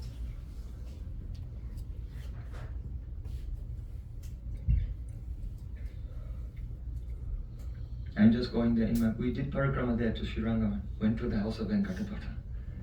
So, wonderful place. So, he stayed there for 4 months, and at that time, every day he would go and take bath in the Koveri river. And the young son of Venkatavata, little boy, Gopal, he used to go with him and carry his kamandalu and some fresh cloth to change into him. And Mahaprabhu always used to have some harikatha with him about sweet pastimes of Krishna in Vrindavan. When Mahaprabhu was about to leave at the end of Chaturmasya, then that boy said, take me with you. Mahaprabhu said, no. You should stay here and you should serve your mother and father. They are Vaishnavas. You should serve them until they pass away. But then you should go and meet with me in Vrindavan. And go to Vrindavan and be with Rupa Goswami and Sanatana Goswami. So then Mahaprabhu left, and then that boy, he grew up. His father passed away, and he went to Vrindavan, and he became famous as Gopal Bhatta Goswami. So, perhaps you know, just outside into the left side of the gate to entrance into the compound of where the Radharamana temple is now, there's a pipal tree. And it's very close to Sevakunj and the Niduvan area. So Gopal Bhatta Goswami, he used to sit beneath that pipal tree and chant the holy names. So one day, Mahaprabhu, he sent a messenger from Puri to come to Vrindavan. And this messenger was carrying a wooden seat and the saffron, the uttariya, the cloth of Mahaprabhu. And with great honor, he was carrying it. The Mahaprabhu told the messenger, give this seat and this cloth, my seat and cloth, to Gopal Bhatta. So the messenger arrived in Vrindavan and he gave his pranams to Rupa Goswami and Sanatana Goswami. And he showed them the gifts. So then Rupa Goswami and Sanatana Goswami, they called together all the Vaishnavas. And with big Harinam Sankirtan, they set off, carrying the asana and the cloth of Mahaprabhu in front, with great honor. And Gopal Bhatta was there sitting under the pipal tree. And he saw the Kirtan party coming. And Rupa and Sanatan presented the asana and the cloth to him. And they told him, put it on. Sit on the seat and put it on, the cloth. He said, I cannot do this, is worshipable for me. This is Mahaprabhu's prasad. It's worshipable for me. Rupa said, no, he sent this for you. Sit on the gadi and put on his cloth. And then on their order, he sat on it and put on the cloth. Because if an Acharya is about to leave this world, then they may appoint who will teach, who will be the Acharya next.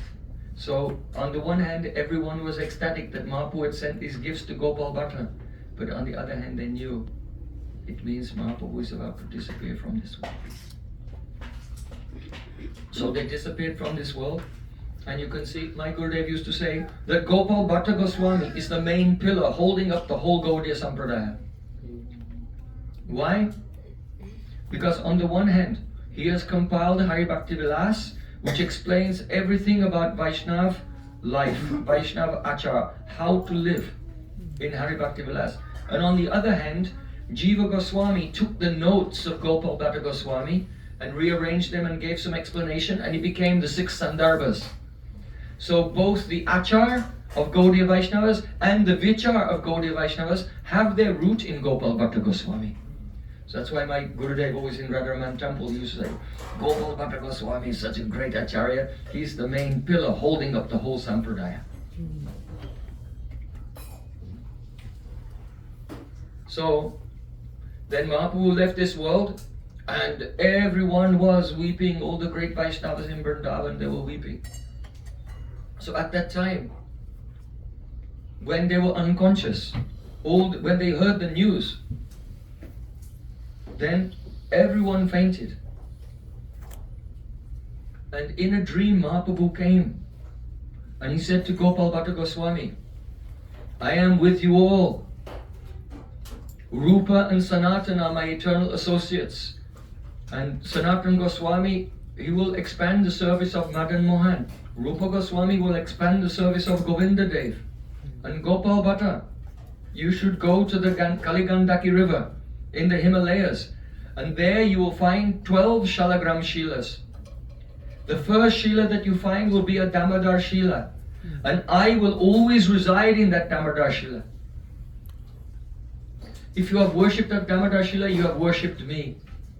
And then Mahaprabhu was dancing in the dream and he embraced Gopal Bhatta Goswami. So then, Gopal Bhatta Goswami, he woke up from his fainting condition. All the Vaishnavas woke up from their fainting condition. And by seeing each other, they could understand that they all had the same vision of Chaitanya Mahaprabhu.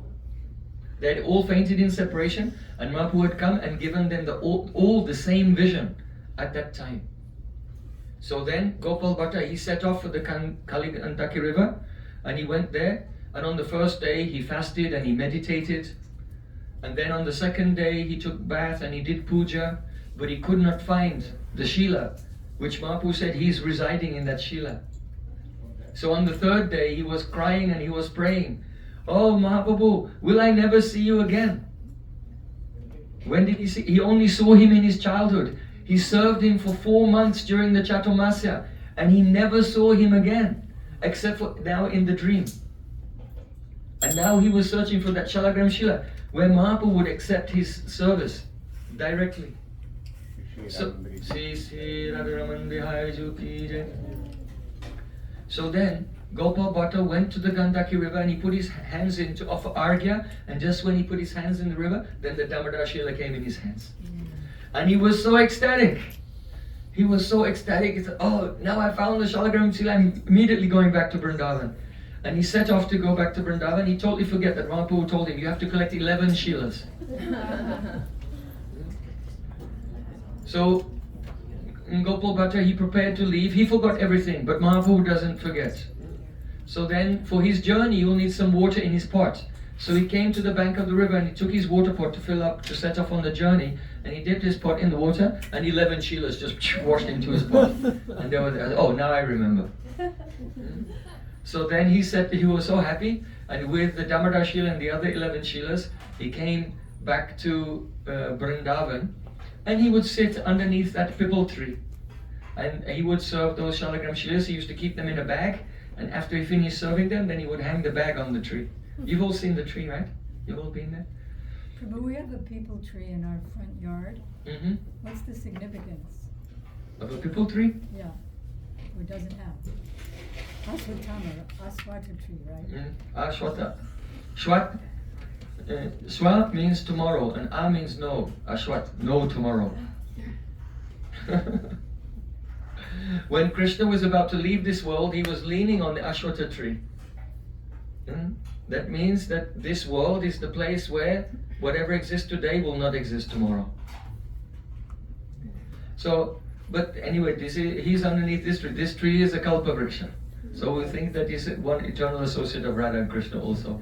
And he's hanging the bag of Shalagram Shilas on the tree. But he would go and participate and watch the puja and the service of Madan Mohan and Govinda Dev and Gopinath. And then it came to, what day did it come to? Nashinga Chaturdasi. And there was a big celebration on Nashinga Chaturdasi. And on the Nashinga Chaturdasi day, he saw the service and the Abhishek and the decorations of all the deities. And he thought, oh, I have Shalagram Shila. And I cannot decorate them nicely. And one wealthy merchant came to him and gave him a big box with all beautiful ornaments. And he was thinking, oh, but I have no deity, I cannot decorate them with these ornaments. They'll just be like when you put curry on a brinjal, you know, it just runs off. So I will not be able to decorate the Shalagram Shila with these ornaments. And that night he went to sleep. And he was crying in his sleep. Then in the dream, Krishna came to him and said, don't be in anxiety, all your desires will come true. And then he woke up from the dream. And he got up and he went to his pipal tree and he took the bag down from the pipal tree and he opened it. And instead of being 12 Shalagram Shilas, there were 11 Shalagram Shilas and Radharamana ki jai. He wondered, where did this deity come from? And he looked on the back of Radharaman and he saw it was round and there was the mark of the Damodar Shila. So he realized that Radharaman himself had manifested himself from the first of the 12 Shilas, from that Damodar Shila. And he used to go and have darshan of Govinda, Gopinath and Madan Mohan. But he thought, I can sometimes serve Govinda, sometimes Madan Mohan, sometimes Gopinath, but I want to serve them all at once. And when he saw Radharaman, he saw Radharaman has the feet of Madan Mohan, the face of Govinda, and the chest of Gopinath. That is, he's the combined deity of Sambandha, Abhideya and Prayojan. Oh. And his name is Radharaman because Mahaprabhu said, I am always living there. So, because he is the combined form of Radha and Raman, so his name is Radharaman. Serving Radhaman is the same as serving Chaitanya Mahaprabhu. That's why. Very beautiful. So, and why is his name Raman? Because that pipal tree is a very special place. During the Rasa Leela, Krishna was dancing with all the gopis, but he wanted to have a group dance. But every gopi was feeling such a Saubhagyonmad. They became intoxicated with their own good fortune, thinking Krishna's only dancing with me. And their sthai bhav was being nourished by the santri bhav of garv, pride. And one of the symptoms of garv is that you don't pay attention to what others are doing. A proud person, if he's going somewhere and says hello, and, but he doesn't acknowledge others. So, because the gopis had Sobhagyan Mad and it was nourished by garv, they were very happy. And actually their intoxication and their pride gives happiness to Krishna. It's not a material pride, don't think that. It's a wave in their love for Krishna. So it's good, it gives happiness to him. But he wasn't satisfied. Why? Because the symptom of that Sanchir Bhav is you can't pay attention to others. So if you're not paying attention to others, how can you have a group dance? Because to dance in a group, everyone has to be spatially aware of everyone else. So even though it's not rehearsed or choreographed, it's spontaneous. But it's still, everyone has to be in tune with each other. But no one's aware of anyone else. And they're not aware of the supreme position of Srimati Radhika. So what did Krishna do? Tasam tat sobhagamadam vikshamanam keshava prashamaya prasadaya tatraiva antadiyata. In order to pacify to quell the pride of the gopis and also to pacify the man of Radhika. Radhika became upset and she made her eyebrow become twisted and Krishna became afraid. So he quickly took the hand of Radhika and disappeared from the Rasa Leela. Then all gopis were searching for Radha and Krishna. But Radha and Krishna went to a private place and they enjoyed beautiful pastimes there. But then after some time, Krishna thought, oh, the other gopis, they must be searching for us in the forest. And soon they'll arrive here. So Krishna said to Radhika, oh, let's go. There's a beautiful forest over there. Let's continue further into the forest. But Radhika said to Krishna, Tato gatva vaduddesham dripta keshamam abarvit na parayeham chalitam nayamam yatrate manaha. The meaning is that when Krishna suggested we should go to the next forest, then dripta keshavam abarvit, Radharani, she was very proud. Also, she had pride. And she spoke to Keshava. Why is his name Keshava? Because when they were playing, they became so absorbed. Krishna thought, I am Radhika, and Radhika thought, I am Krishna. So Krishna tied up Radhika's hair in a top knot and with a peacock feather, like his hair. And then after their loving pastimes, Radharani said, you should make my hair back the way it was before. Otherwise, if my Sakis see this, they'll ridicule me. So then Krishna untied the top knot of Radhika's hair and decorated her hair with flowers. So the Keshan Vayate Iti Keshava, that Krishna who decorates the hair of Radhika is called Keshav. So Dripta, Radhika was so proud how Krishna had served her. Keshavam Abravit, she said to Keshav, what? Na pareyam chalitam, I am unable to go any further. Nayamam yatrate manaha, you can take me wherever you want. And when she said this, oh, why did she say it? This moment is so very relishable and delicious. Do you know why she said, I can't go any further, you can carry me? Because just as Krishna knew some gopis may come and find them, Radhika was thinking, oh, my Sakis, they gave their whole life to serving me, and I am so selfish, I went away with Krishna by myself. Without them, I'm neglecting all my Sakis. So Krishna wants to keep moving, but if I can delay him here, or slow him down, then my Lalita and Vishaka and other Sakis, they'll come, and they can also play with Krishna. I should not neglect them. So, this is actually called Surid Bhav. Surid Bhav means the friendship, the loving feeling that the gopis have for each other in their group. So Radhika has Surid Bhav for her Sakis, it's a Sanchari Bhav.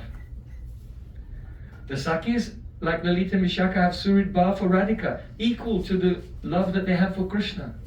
But the Manjaris have more Surid Bhav for Radhika than their Sthai Bhav, their gratitude for Krishna. And that is called Bhavala Sarati. So here is the Surid Bhav of Radhika is manifest. But when she said, you can carry me wherever you like, then Krishna, who is Rasik Shekhar, is very He's a great relisher of rasa. He thought, oh, this cannot go on. Why? Because in Parakya Bhav, one of the couple is a dakshin, submissive, and one is bhamya, one is contrary, or dominant. They cannot become too dominant or too submissive at the same time. So Krishna was just submissive, decorating the hair of Radhika, and now Radhika said, oh, you can carry me wherever you want. She's also becoming submissive. So then the ras will not be relishable. So Krishna immediately disappeared and he abandoned Radhika. He left at that exact moment. Because he's such a genius. Krishna is such a genius. He wanted to achieve some aims. What is that? The other gopis did not realize that Radhika's love is the highest. So the fact that Krishna disappeared with Radhika means that Radhika is superior at the time of meeting. And now if you'll abandon Radhika and the other gopis will find her and see her separation is greater than theirs, they'll realize Radhika is superior in meeting and Radhika is superior in separation. That our separation is like a firefly and her separation is like a great conflagration of a forest fire. And then all the gopis will give respect to Radhika. And what happens when you give a respect to a person who's more advanced than you in bhakti? Their prema overflows and you become uplifted. And so Krishna disappeared so that Radhika's separation would manifest. All the gopis would realize she's superior to them in meeting and in separation, and they would all be respectful and friendly towards Radhika and sympathetic for her. And then Radhika's prema by Yavadasravati would spread out and uplift all the gopis. And then when Krishna comes back, the Rasalila could take place and they would all be paying attention and they could have the group dance. But with everyone on a much higher level than ever before. You see how Krishna is a genius? That's the first symptom of the dear Lalit Nayak. Vidagdata. Vidagdo navatarunya parihasa visarada. I'm just remembering the commentary of Sridhar Swami from the Rasalila. He says a beautiful thing. Sridhar Swami, please send the verse to me. Okay, it's coming. How many instruments are playing in the Rasalila? How many instruments? How many? 2 instruments. Actually, there are millions of instruments. So many kartals and venas and santur and many instruments. But in a poetic way, Sridhar Swami, he's saying, Rasalila jayatesha yaya samyujate nisham. Hare vidagdata bherya radha saubhagya dundubi. In this Rasalila, 2 instruments are playing. It is the beating of the berry drum of Krishna's Vidagdata. He's Vidagda, he's so rasik, he's so artistic, he's so expert. And so how Krishna made this Rasalila become so perfect? By leaving all gopis and then also abandoning Radhika and then coming back. It was such a genius thing. Only Krishna can understand rasa to this extent. So in this Rasalila, it is this Rasalila, all glories to the Rasalila. By this Rasalila, there is the eternal beating of the very drum of Krishna's Vaidagdata, his artistic rasic skill, and also boom, boom, boom, boom, boom, the eternal loud beating of the kettle drum of Radhika's Saubhagya, her great fortune, which is beyond the great fortune of any other gopi, even Chandravali. So this is the Rasalila. So I went off the topic a little bit, and I feel very happy about that because when Krishna suddenly abandons Radhika, it's painful. It's painful.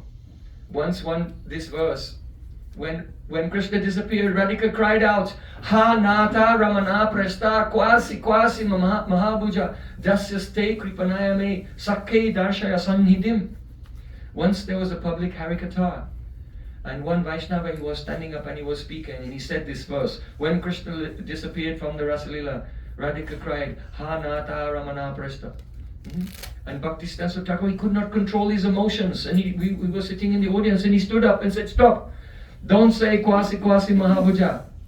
Rather you should say, Itastatastam manasritta radhikam anangabana branakinna manasa. You should say the verse of Gita Govinda, that Radharani left the Rasalila and Krishna was crying for her. The opposite situation, that is from the Vasant Rasa in Gita Govinda.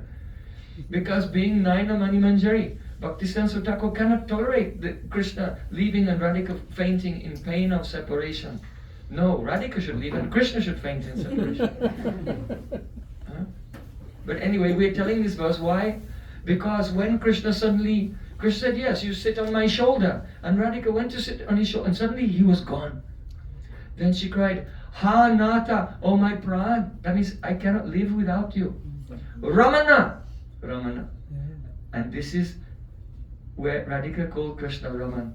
Oh my lover. That means that you took me alone to experience some special happiness with me that you cannot experience with any other gopi. So why did you leave? Come back.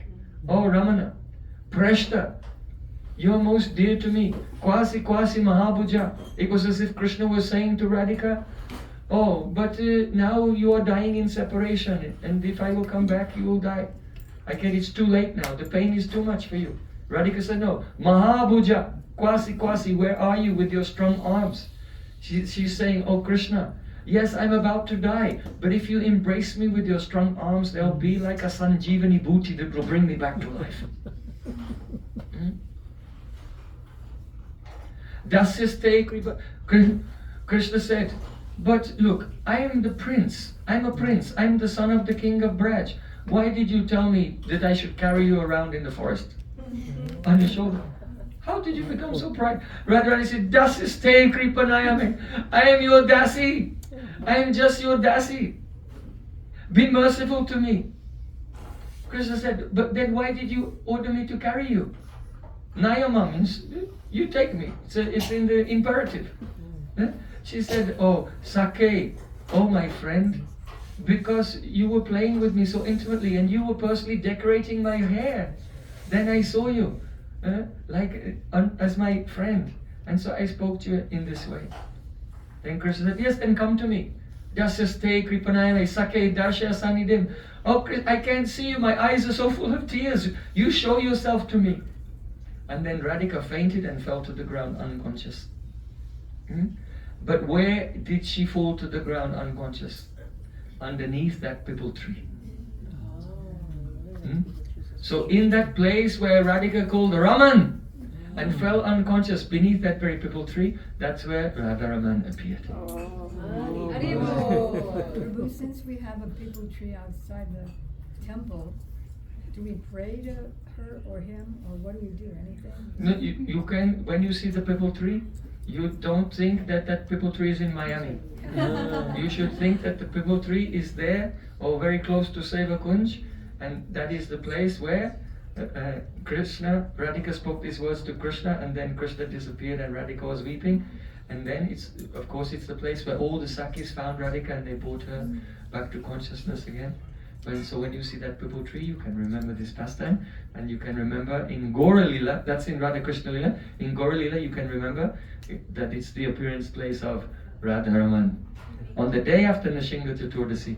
And now all the desires of Raghunath Bhatta Goswami, he could decorate with ornaments and crown and flute and ankle bells, everything. So, running out of time. Many beautiful things here. Next year. So now we come to Srinivasa Acharya. Srinivasa Acharya, perhaps you know, he was a disciple of Gopal Bhatta Goswami. Gopal Bhatta Goswami was his Diksha Guru. Yeah. But Gopal Bhatta Goswami told him, go and study under Jiva Goswami as your Shiksha Guru. So Srinivasa Acharya, along with, and there was a disciple of Lokanath Das Goswami, was also sent to Jiva Goswami, that was Narottam Das Thakur, and also another one, the Duki Krishna Das, he became Shamananda. So three, they were studying under the guidance of Jiva Goswami. But of the three, Srinivasa Acharya was the senior most. And so Narottam Das Thakur, in his songs, he prays, Doya Kora Sri Acharya Prabhu Srinivasa. So though he is his Shiksha god brother, but he sees him also like a Shiksha guru as well. So how great is Srinivasa Acharya? And it was when Jiva Goswami sent Narottam Srinivasa and Shyamananda to bring the books of the 6 Goswamis, to take them from Vrindavan to Bengal, because in Bengal there were many lipi. Lipi means scribes, and they could copy out the books, because everything had to be copied out by hand in those days, and then the 6 Goswamis books could be distributed. So on the way, then at night while they were sleeping, some dacoits came and stole the bullock cart with all the books of the 6 Goswamis. Oh, no. And everyone was devastated. And Srinivasa Acharya, he was the senior most, so he took responsibility. And he told the others, oh, Shyamananda, you continue. You have to go preaching in Orissa. Narottam Das Thakur, you have to go to Kuturi and preach in Bengal. I'll try to find the books. And he went to the palace of King Birhambir. And the King Birhambir, he very much loved the Srimad Bhagavatam. And in his palace, he had so many Brahmins all dressed in silk with beautiful, fragrant, oiled hair. And they used to recite Srimad Bhagavatam. So one day, Srinivasa Acharya came there. He was just dressed in simple white cloth, very poor. And he came there, and but he was so effulgent. And when those Brahmanas, they were trying to explain Brahma Gita, but they could not really understand it. So Srinivasa Acharya, he requested, may I say a few words? And he began to speak on Brahma Gita in such a beautiful way. The king was weeping, all the Brahmanas were weeping. And the king wanted to accept him as his guru, and he surrendered at his lotus feet. Please accept me as your disciple. And so Srinivasa Acharya, he gave initiation to the king. And the king said, I want to give you Guru Dakshin. Is there something that I can give you? He said, well, actually, I've lost a bullock cart, which has a sign on the side saying, Amulya Dan, priceless treasures. Can you help me find it? And then the king spoke to his men, and he found out that it was some of his own men had confiscated it. You can't just go through someone else's kingdom without paying tax with the great treasure. But when they took the cart that said a priceless treasure on it, they found out it's just full of palm leaves. How disappointing. But the king told him, oh, actually, please excuse me, my men have it. And he returned the books, and then he continued on his way. But King Birhambir, he sponsored the Gaudiya Vaishnavism and the preaching of Srinivasa Acharya, and the whole area all became filled with Gaudiya Vaishnava temples and Kirtan and Gaudiya Harikatha. And if you go to the Radharamana temple and you do parikrama around the samadhis, and you go past Srila Bhaktisiddhanta Thakur Samadhi and Srila Madhusudan Maharaj's Samadhi, and round Srila Bhakti Pramod Puri Maharaj's Samadhi, and the last Samadhi on the right side before you go through to Rupa Goswami, there is the Samadhi of King Birhambir. Is there, and his queen as well. So they became great Vaishnavas, the disciples of Srinivasa Acharya. So Srinivasa Acharya, his bhajan was so deep. One day, he was chanting the holy name, and he went into trance. And in his trance, he saw Sachinandan Gohari and the Panchatattva. And he began to worship Mahaprabhu, and he gave Mahaprabhu in his meditation a beautiful garland. So Mahaprabhu was dancing, and Mahaprabhu very lovingly embraced him. And then Mahaprabhu took the garland off, and he gave it to Srinivasa Acharya as his prasadi garland. So then after some time, Srinivasa Acharya, he stopped chanting, and he opened his eyes, and he was wearing the garland. That the actual garland from his trance manifested in this, it came from the realm of his trance and manifested in this world. And it had such a divine fragrance that spread everywhere for miles. And he immediately became embarrassed and wanted to hide the garland. But he couldn't, because the fragrance was going everywhere, and all the Vaishnavas came, what happened? Where's that fragrance coming from? So he tried, he was very humble, and he tried to hide what happened. Because he said, Apana bhajana kata na kohibe jatatata. Your own bhajan, the discussion of your own bhajan, you don't speak here and there. Our acharyas, they always quote, Rupa Goswami said this and Sanatana Goswami said that. Actually, they have their own pastimes with Radha and Krishna, but they don't say. So when they're quoting all the acharyas, what? They're actually hiding. or they may, through the kata of the acharyas, also reveal their own moods and pastimes, but through their kata. So, apana bhajana kata, nakahibo jatatata nartam dastakra. I will not speak about my own bhajan here and there. Why? Because a bhajan is like camphor. Camphor you have to keep in a box. If you take the lid off, what happens? It will evaporate and it will be gone. So Srinivasa Acharya, he tried to hide that this garland had come out from his meditation. But anyway, the fragrance revealed everything. On another day, Srinivasa Acharya, he was chanting, Hare Krishna, Krishna Krishna, Hare Hare, Hare Rama, Rama Rama, Hare Hare. And he saw that he was Mani Manjari. His swarup is Mani Manjari. And it was springtime, it was the time of Holy Lila. So Lalita told Mani Manjari, oh, you should bring the pitchkaris. You know, the pitchkaris, it means the super soakers, yeah, the big syringes. The super soakers. And you should bring the grenades. They made a very soft black and full of flower pollen inside. So when you throw them like a grenade, then when they land, they go, and all the pollen spreads out in a cloud. So she was carrying all the ammunition for the holy war, and she was following the Shrimati Radhika. And when Radhika and her Sakhis met with Krishna, then Hari Re! The battle began, and Krishna was throwing the pollen bombs at Radharani, and Mani Manjari was jumping in front of Radhika, so she'll be hit with the bomb instead of Radhika. This is a very wonderful service. Because if you jump in front of Radharani, you take the bomb instead of Radhika, then you save Radhika. And if you miss and it hits Radhika, then anyway, Krishna will come and wipe away the pollen from the body of Srimati Radhika. So it's a win-win. This seva is so wonderful. Win-win seva. So in this way, the Mani Manjari was seeing the ecstasy of the anurag of Radha and Krishna spreading everywhere. This red color is actually the anurag from the heart of Radhika manifesting. And they're seeing newer and newer and newer every moment. This is the meaning of Hori.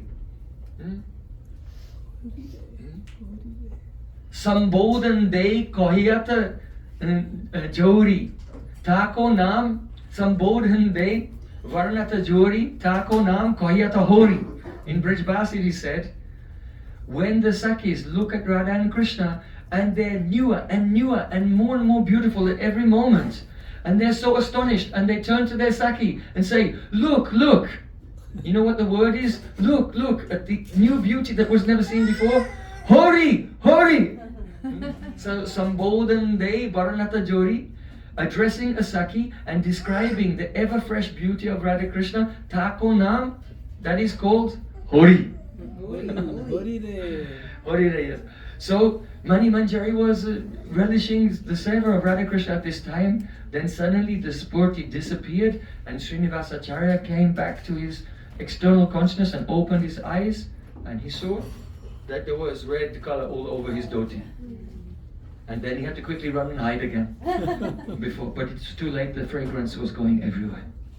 So how great is Srinivasa Acharya? One day Srinivasa Acharya, he sat on an asana in meditation. From morning to night he was chanting the whole day and night. Then the next day he was chanting the whole day and night. And then the next day came, and Srinivasa Acharya has two wives, one named Ishwari and one named Srimati. And they were crying. They thought, oh, he's in a trance and he's hardly breathing. They thought it would be his Tirabhav Titi. They thought that he would pass away. And so they went to his most dear disciple. Who is his most dear disciple? Ramachandra Kaviraj. Doya Kora Sri Acharya Prabhu Srinivas Ramachandra Sangamage Narotamoda. His most intimate disciple. So they ran and said, please come and help. We think that your Guru Maharaji may pass away any moment now. So then Ramachandra came, and he took an asana and put the asana down next to his Gurudev and took his japamala, and then he began to chant the holy names. Hare Krishna, Krishna Krishna, Hare Hare, Hare Ram. And he went into trance, and Ramachandra Kaviraj saw that he was Karun Manjari. And Karun Manjari was looking around. She saw that Radha and Krishna were sitting in a kunj, but just nearby on the bank of Radha Kund, some Manjaris were standing and they were looking in the water and they were pointing. And there he saw Mani Manjari was in the water. And she was diving again and again into the water. So then Karun Manjari, she came over to the other Manjaris on the bank and said, what happened? They said, oh, Radhika has lost her favorite nose ring in the water when she was playing in the Jal Kelly. And Mani Manjari is trying to find it. So then Karun Manjari said, oh Saki, I'll help. And Karun Manjari jumped in the water and the two of them were diving again and again. And then Karun Manjari noticed there was a lotus flower and it was one stem that with two flowers. And in the middle of the two flower stems where they joined together, there was the nose ring of Srimati Radhika. So then Karun Manjari, she took that nose ring and gave it to Mani Manjari. Mani Manjari came out of the water and gave it to Rupa Manjari. Rupa Manjari came to where Radha and Krishna were sitting in a kunj on a beautiful golden throne, and Rupa Manjari put the nose ring in the nose of Srimati Radhika. And so then Rupa Manjari came to the Mani Manjari and said, oh Mani Manjari, Radhika was so pleased with your service that she spat out some tambool. She had been chewing some tambool and she spat it onto this betel leaf. And this is for you. And she put the betel nut in the hand of Mani Manjari. And then the Srinivasa Acharya, he came out from his trance, he opened his eyes, and Ramachandra Kaviraj came out from his trance and opened his eyes, and they looked at each other because they'd just come back from serving Radha Krishna together. And they looked at each other in amazement. And then the Srinivasa Acharya opened his hand and saw the tumble was there from Radhika. And he gave it to Ramachandra Kaviraj, and the two, they tasted the tumble remnant of Radhika and embraced each other and weeping. This is Sadguru and Satsishya relationship. Oh. And then the wives, they stopped crying and everyone was Haribo, Haribo. So there are many more pastimes of Srinivasa Acharya, but I'll just take one verse because my wife is doing time out. She's in more anxiety than Srinivasa Acharya's wife. I have to go to the airport to fly. So just one small verse is very important. Rupa Goswami Pad has written in Ujjaya Nilamani, one day Radhika thought, oh, I want my Mani Manjari to play with Krishna. So she sent one Saki, go to Mani Manjari and arrange for her to go and play with Krishna. So she sent that Saki, Radhika was waiting. After some time the Saki came back and she said, Tvaya yad upabhujate murajid anga sangi sukam tadeva bahu janati swamavaptita shudadi maya krita vilobanapyatati chaturi charyaya kadapi Mani Manjari nakurute abhisar spriham. The meaning is, she said, oh Radhika, I went there to Mani Manjari and I told her, oh Mani Manjari, today is your most fortunate day. Krishna wants to meet with you. So at once come with me, he's waiting, don't delay. Mani Manjari said, no, I don't want to meet with Krishna. I experience much more happiness when my Saki Radhika meets with Krishna than if I were to meet with Krishna myself. So I don't want to go. So then that Saki said, listen, I know that you're dedicated to Radhika, but so is Lalita. Lalita loves Radhika, Vishaka loves Radhika, and they're sometimes Saki, but sometimes they also become Nayika. When Radhika wants them to meet with Krishna, they also meet with Krishna. So why don't you be like Lalita and Vishaka? Why are you always making yourself so lagu? Why? Don't be so lagu, make yourself insignificant. Mani Manjari said, Kadapi Mani Manjari na kurute abhisas priham. Under no circumstances, I will not go on the abhisar and meet with Krishna. So then that Saki, she came back and she was reporting this to Srimati Radhika, and when Radhika heard this, she was so overjoyed, feeling the love of her Dasi. Because Sakyaya te mama namostu nityam, we bow down again and again to the position of Lalita and Vishaka. They are superior, they are greater than us. By what? Padmaryada. Padmaryada means by the etiquette of their status in the group. Lalita and Vishaka are superior. But Dasyaya te mama namostu nityam. Satyam. Satyam means I make a vow. Namostu Satyam means I make this vow. I only want to experience the ever fresh rasa of being Radhika's dasi. So why? Because the dasis by Padmaryada, that is by the etiquette of their status, they are lower. But by Seva Sobhagya, that means by the fortune of their service opportunities, it is greater. Like this. So see, Srinivasa Acharya is so great, you know. Rupa Goswami's disciple is Jiva Goswami. Jiva Goswami's Siksha disciple is Srinivasa Acharya. That Srinivasa Acharya is Mani Manjari. But before Mani Manjari even came to Vrindavan, Rupa Goswami had glorified her in Ujjwanilamani. So how great is Srinivasa Acharya? Srinivasa Acharya ki jai, Avibha Tithi Mahotsav ki jai, Srila Madhavendra Puri Pada ki jai, Sri Radharamana Lala ki jai, Gaura Premanande Hari Hari Bol.